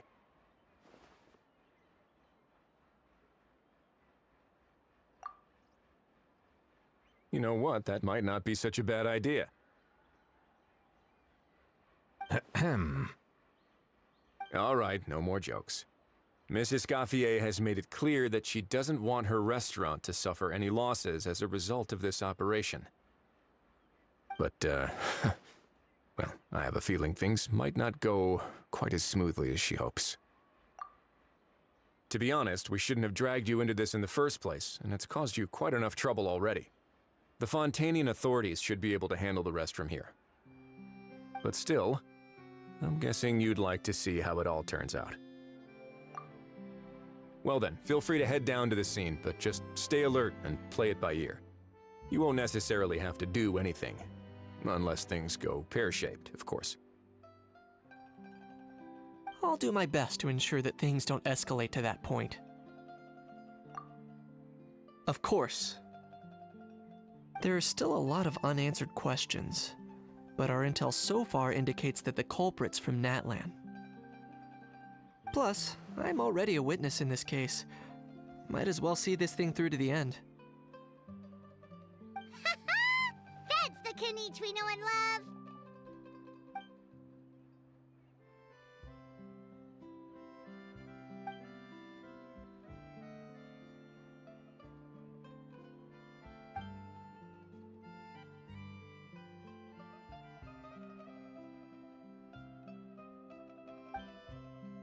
Well, that's enough of the small talk. The operation's scheduled for the afternoon. If we're quick enough, we'll even have time for a few cups of tea before we leave. Oh, and let's grab something to eat too. Can't work on an empty stomach, you know. And rooting for you. It's a very important job. All right, I'll head over to the venue now. Ahao's been harping on for days now about this event-exclusive meal he wants to try. Guess I might as well shut him up sooner rather than later. See you in a bit. I look forward to hearing how it all goes.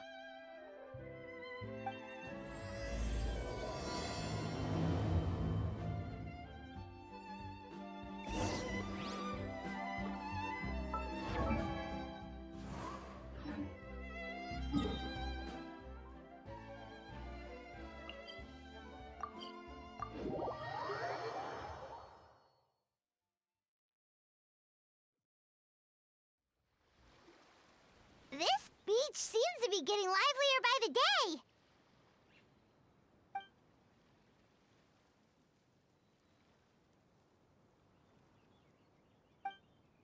Traveler, Paimon's getting kinda hungry. Let's go check out the restaurant menu, shall we?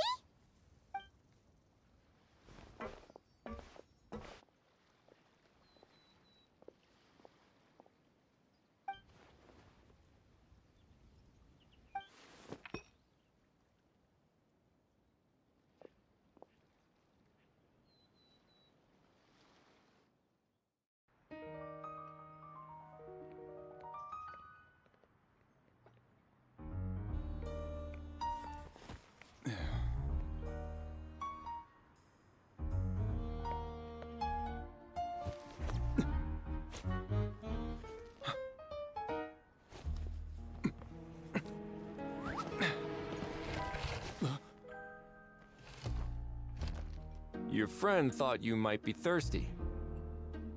Won't you stay and drink it?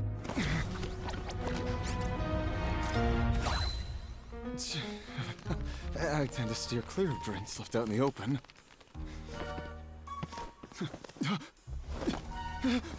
You're surrounded. Give up and come with. You lousy swine! Stop right there! Oh, look! A surprise performance! Wow! How lucky we are! Quick, take a photo! After him!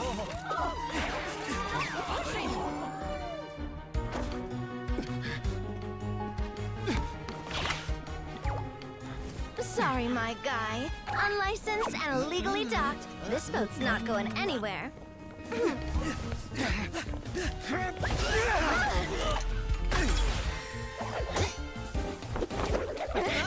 Quick! Don't let him get away!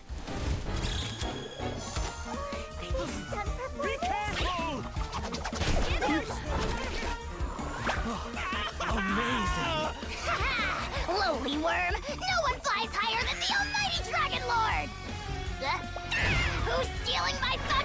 Ah, you again! You're driving me crazy! Oh, wow, Bravo!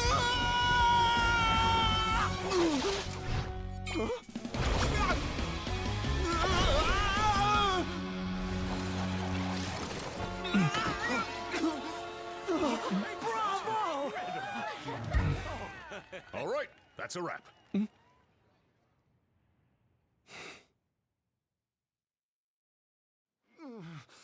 Unbelievable!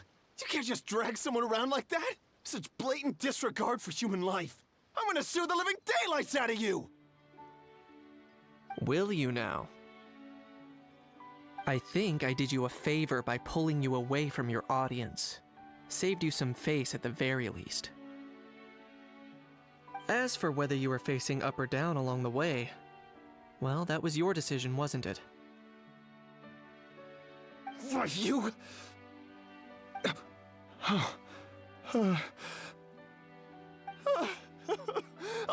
All right, I admit it. I was in the wrong. Oh, of course I know the difference between right and wrong, but I had no choice. I desperately needed the money. I was an expert on ancient relics. Not only did I have a successful career, but a happy family too. But my son, I never imagined he'd turn out this way. Fell in with the wrong crowd and ended up shoulder deep in gambling. We had some savings, but he drained them away like a waterfall. Once he fell into debt, he had creditors regularly coming over to threaten and intimidate him. I'm his father. How could I just stand by and watch him suffer like that? Oh, my son is about the same age as you are. If only he could have turned out more like you. That's the only reason I needed the money. Please, believe me.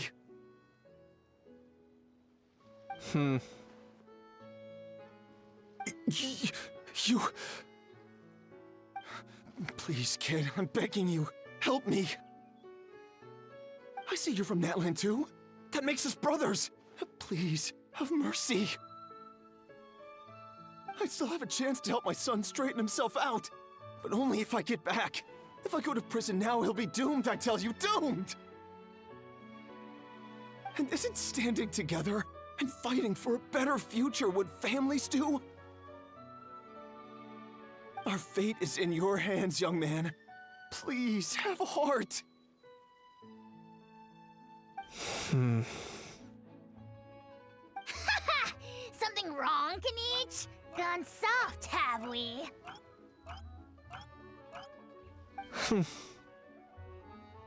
I don't believe a word you say. Wriothesley had you just about figured out. You're a gambler. Pure and simple. A gambler? Me? Nonsense! I told you, it's my son! First of all, are you really from Natland? You've been keeping tabs on the gun's whereabouts this whole time. You should have recognized at least one familiar face by now. On top of that, the way you threatened to sue me? Spoken like a true Fontanian, if you ask me. Huh? What kind of logic is that? I can explain. I actually grew up in... I don't want to hear another word. Ahow, here's your chance. Shut someone else up for once. The moment I've been waiting for. Eat this, scumbag!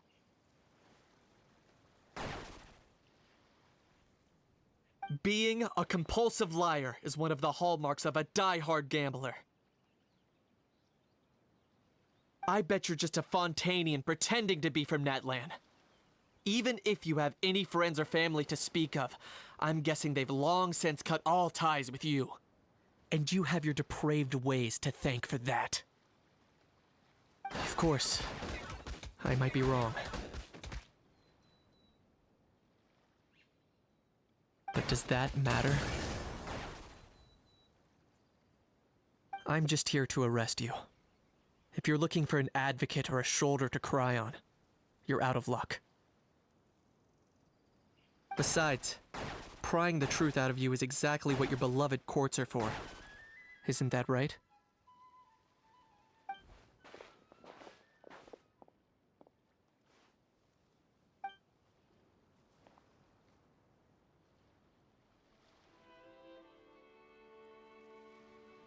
Many thanks.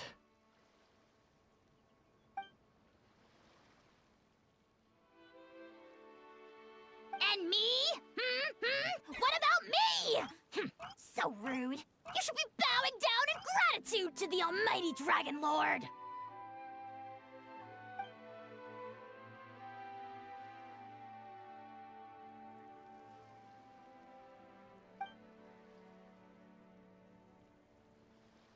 Hey, what do you mean? Hold it right there! Don't worry. I'm fine. I wasn't the one who just got dragged all the way here.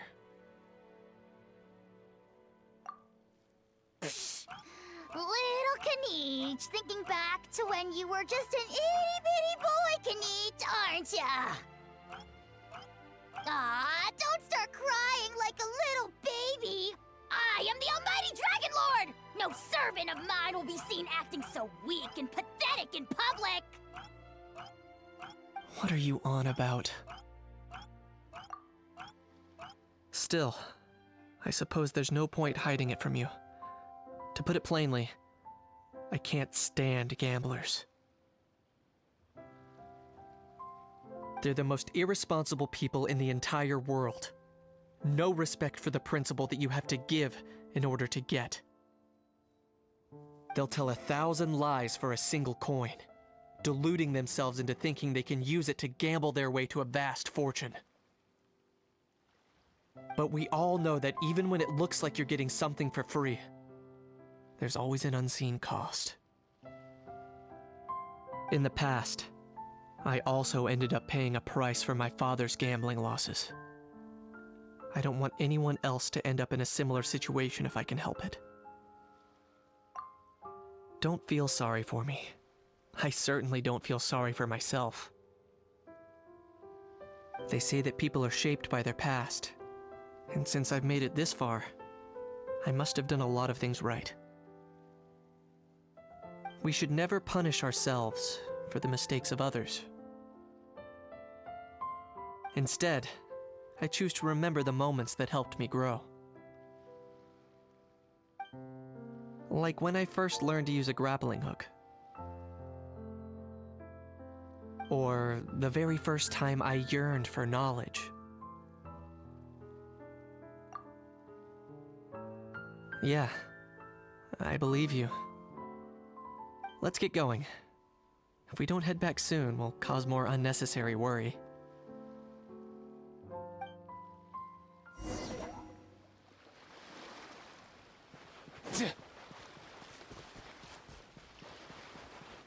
Let's go!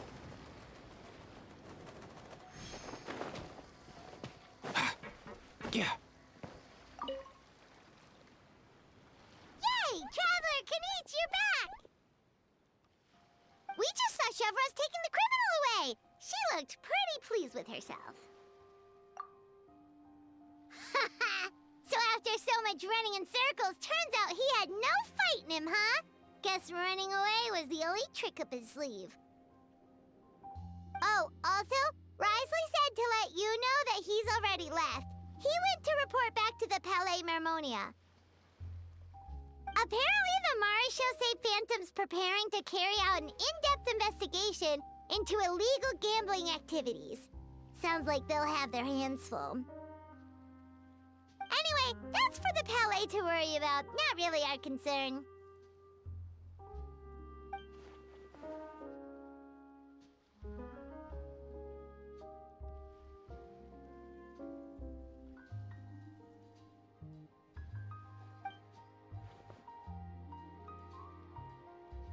Hey, it's not like you to give up so easily, Charlotte.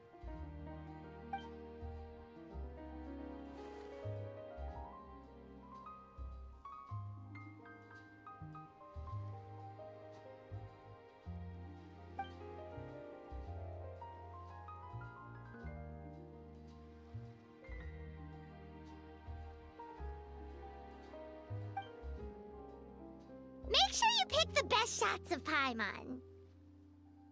Oh, already gone. Hope she heard that.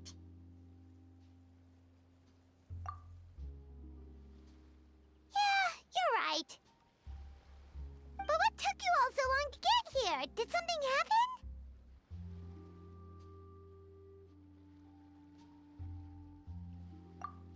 What? Rumors and slander! The almighty Dragon Lord, Kahulahau, ever sunk to such sniveling! Often, actually.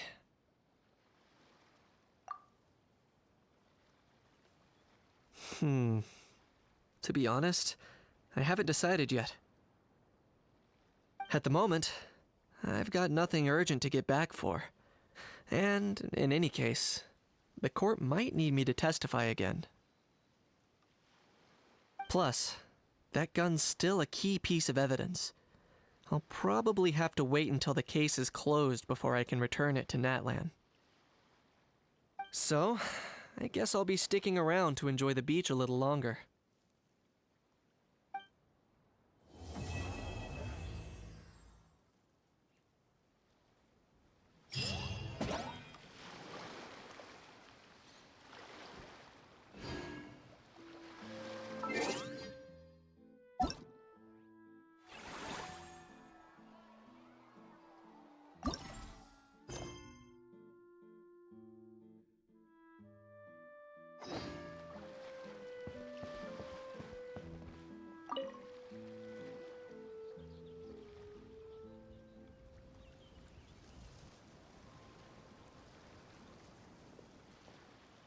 Traveler, it's you!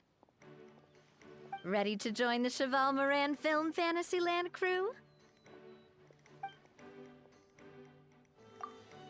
It's time, dear partner in Paimon, for us to turn our attention to the Cheval Moran Film Fantasyland. As I mentioned, the park was started up by enthusiasts who brought in the Spina di Rosula to handle the planning, construction, and operations. Of course, enthusiasts aren't typically all-around experts. They usually stick to designing the event booths. We, for our part, handle long-term operations and develop standardized strategy guides for the different activities. Long-term operations? Strategy? It all sounds so complicated. We spend most of our time adventuring, and we barely have any experience running a stall. Do you think we can handle this? That's more like it. You've seen it all before, haven't you, partner? I'd even go as far as to say you've shaped some of Tevat's biggest business ventures. Anyway, first things first. Let's get an overview of how the whole festival's gonna be run.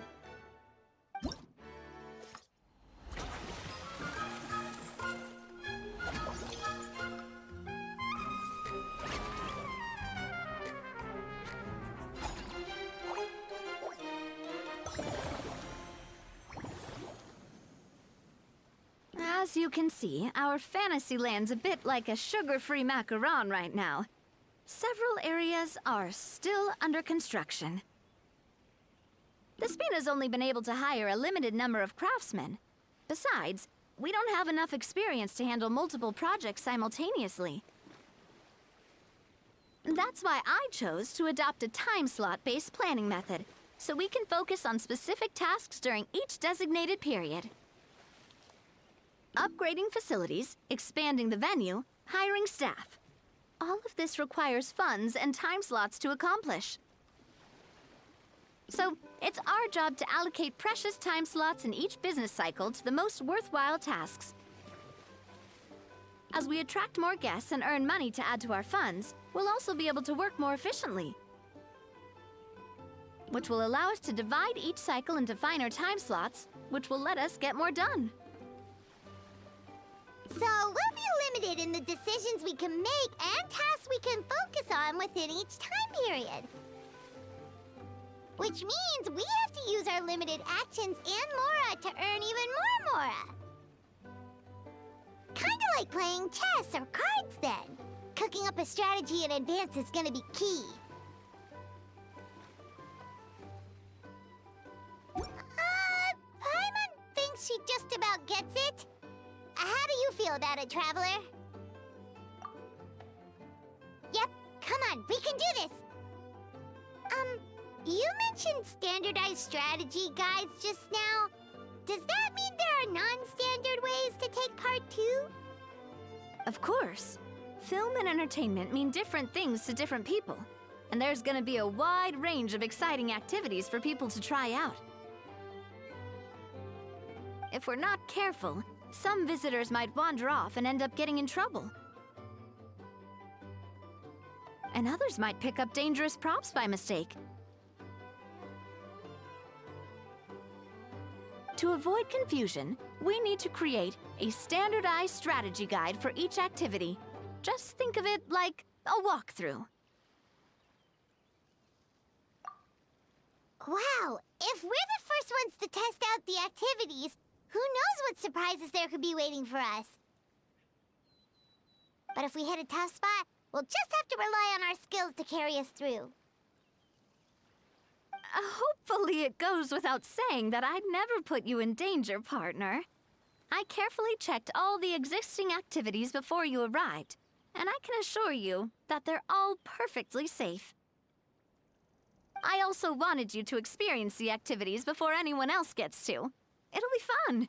Plus, we'd like to hear your thoughts and suggestions. Oh, those are two things Navia is best at. Making people feel safe and having fun. Great! Well, I can't wait to hear what you think. Your input is super important to us. All right then, let's start with eclectic escapades and put our first guide together.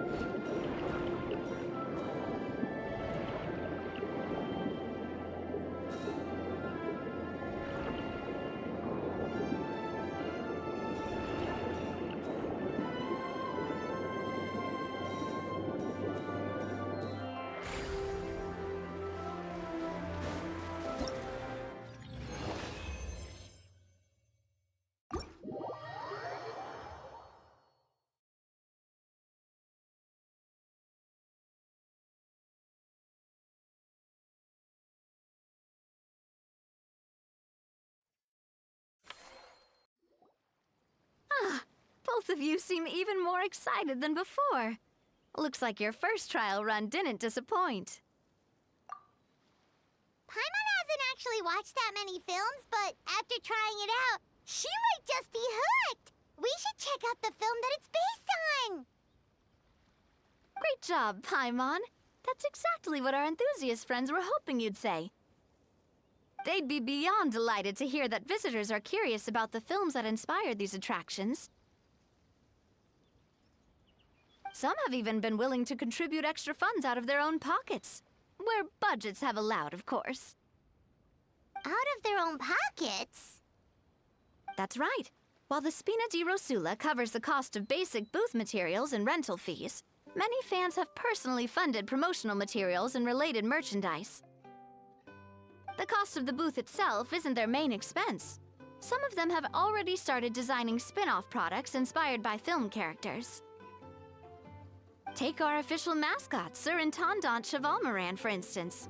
She won second place in the last most popular character poll for the comic film category, and was even dubbed the pinnacle of round bouncy cuteness.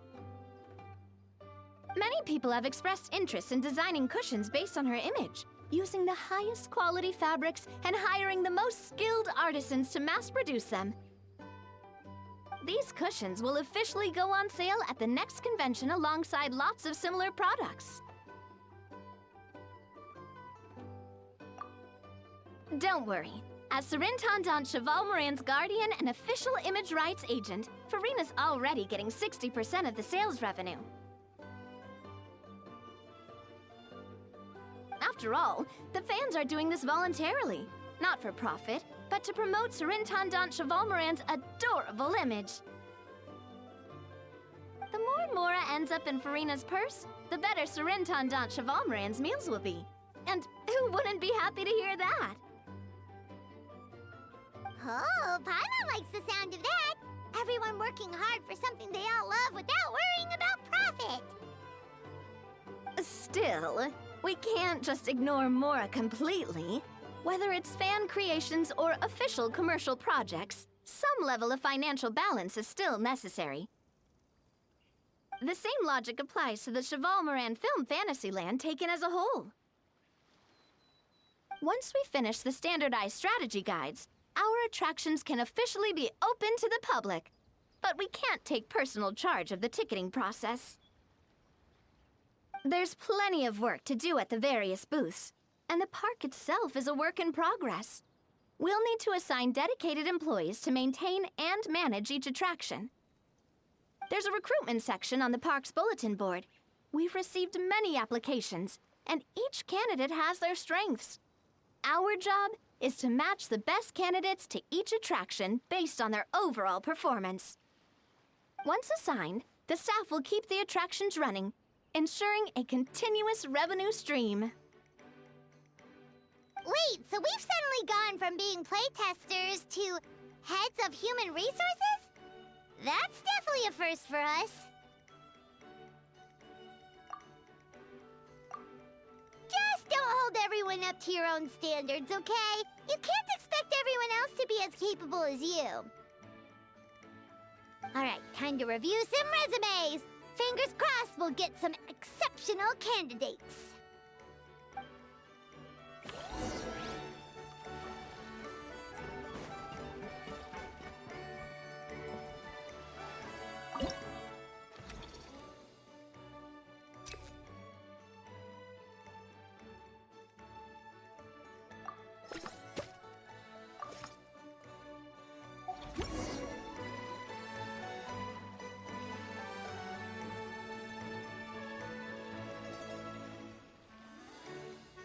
Looks like this particular employee is really getting into their role.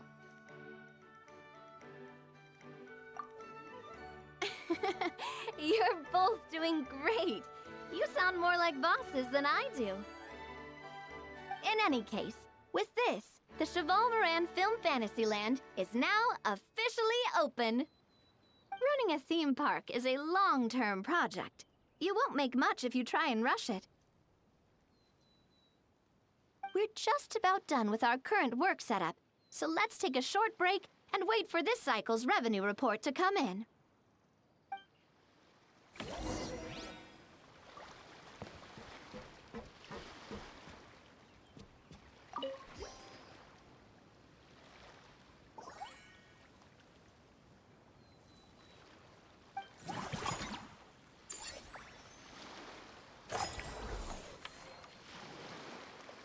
Well, the numbers might not look that impressive, but given that we're just getting the ball rolling, I'd say that wasn't a bad start.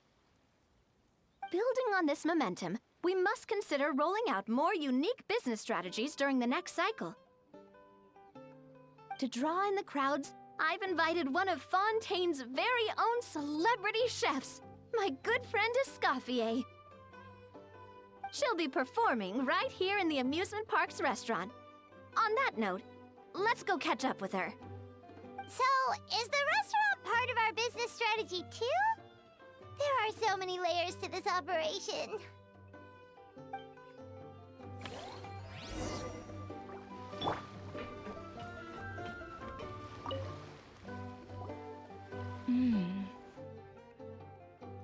The restaurant is up to standard, and the waterside location will make for a unique dining experience. The beautiful scenic reflections in the water create a stunning backdrop, lifting diners' spirits and allowing them to truly savor their meals. Ingredients, check. Cooking utensils, check. Looks like we're ready to rumble. Hey there, Escoffier! Oh, my employers are here. The president of the Spina di Rosula, plus the famous traveler and Paimon. I must say, you seem a bit overqualified to be running a film-themed amusement park. I'd say that if anyone here was overqualified, it would be the former head chef of the Hotel de Boer. Wherever you walk, the aroma of fine cuisine follows in your wake. Let's get back to business. I'm guessing you want the traveler to help me decide the theme dish for each cycle, right? This is the business strategy I mentioned earlier. Using Escoffier's top-tier dishes to attract more visitors to the park. But this isn't just about attracting visitors. Her culinary masterpieces will surely have other surprising effects. Just imagine, Paimon, if all you needed was a single ticket to enjoy all the attractions and taste all the legendary food. Wouldn't you be tempted?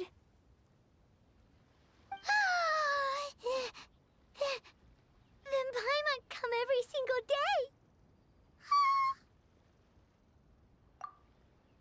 Now, here's the twist. To get the most out of this strategy, the menu can't be made public. Based on research by a certain food branding consultant, many restaurants have started offering a special chef surprise dish. So give me some inspiration every few business cycles, and I'll decide on our next theme dish. Now then, give me your hand.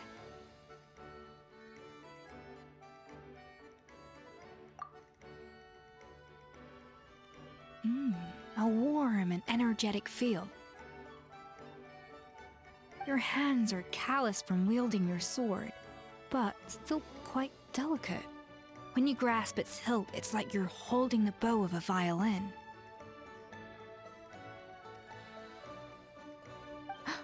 A sword, then. The theme this time shall be strength. All right, let's find out what strength looks like in gastronomical form.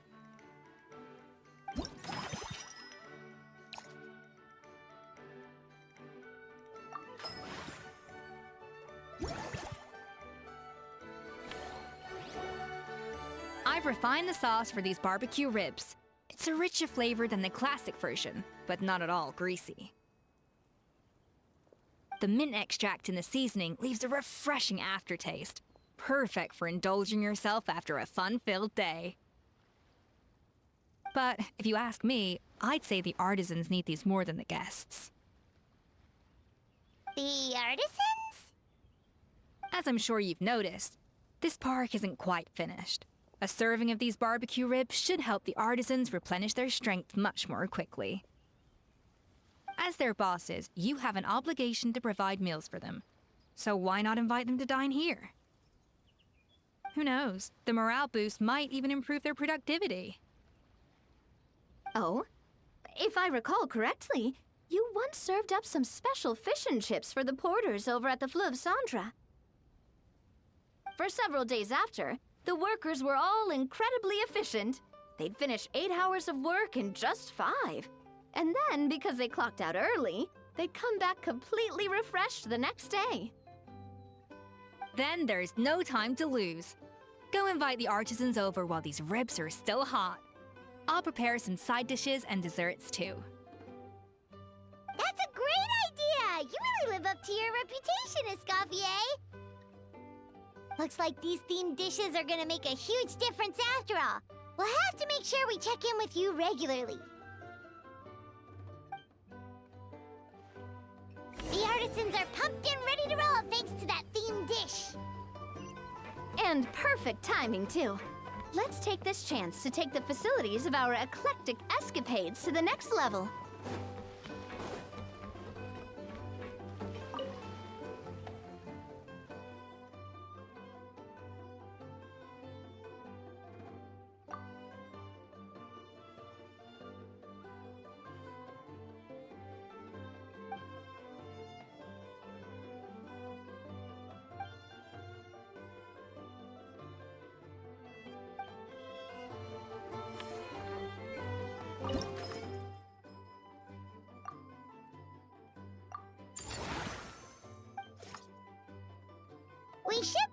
to attract more customers by upgrading the stall, don't you think? That's right. Based on my business experience with the spina di rosula, I've quantified the service value to help you intuitively understand how satisfied customers are with each stall. An attraction will reach its ideal revenue only when its service value meets customer expectations. As we improve and expand our facilities, expectations will also increase accordingly. When that happens, we can deploy more capable employees or invest funds in training to enhance our employees' skills.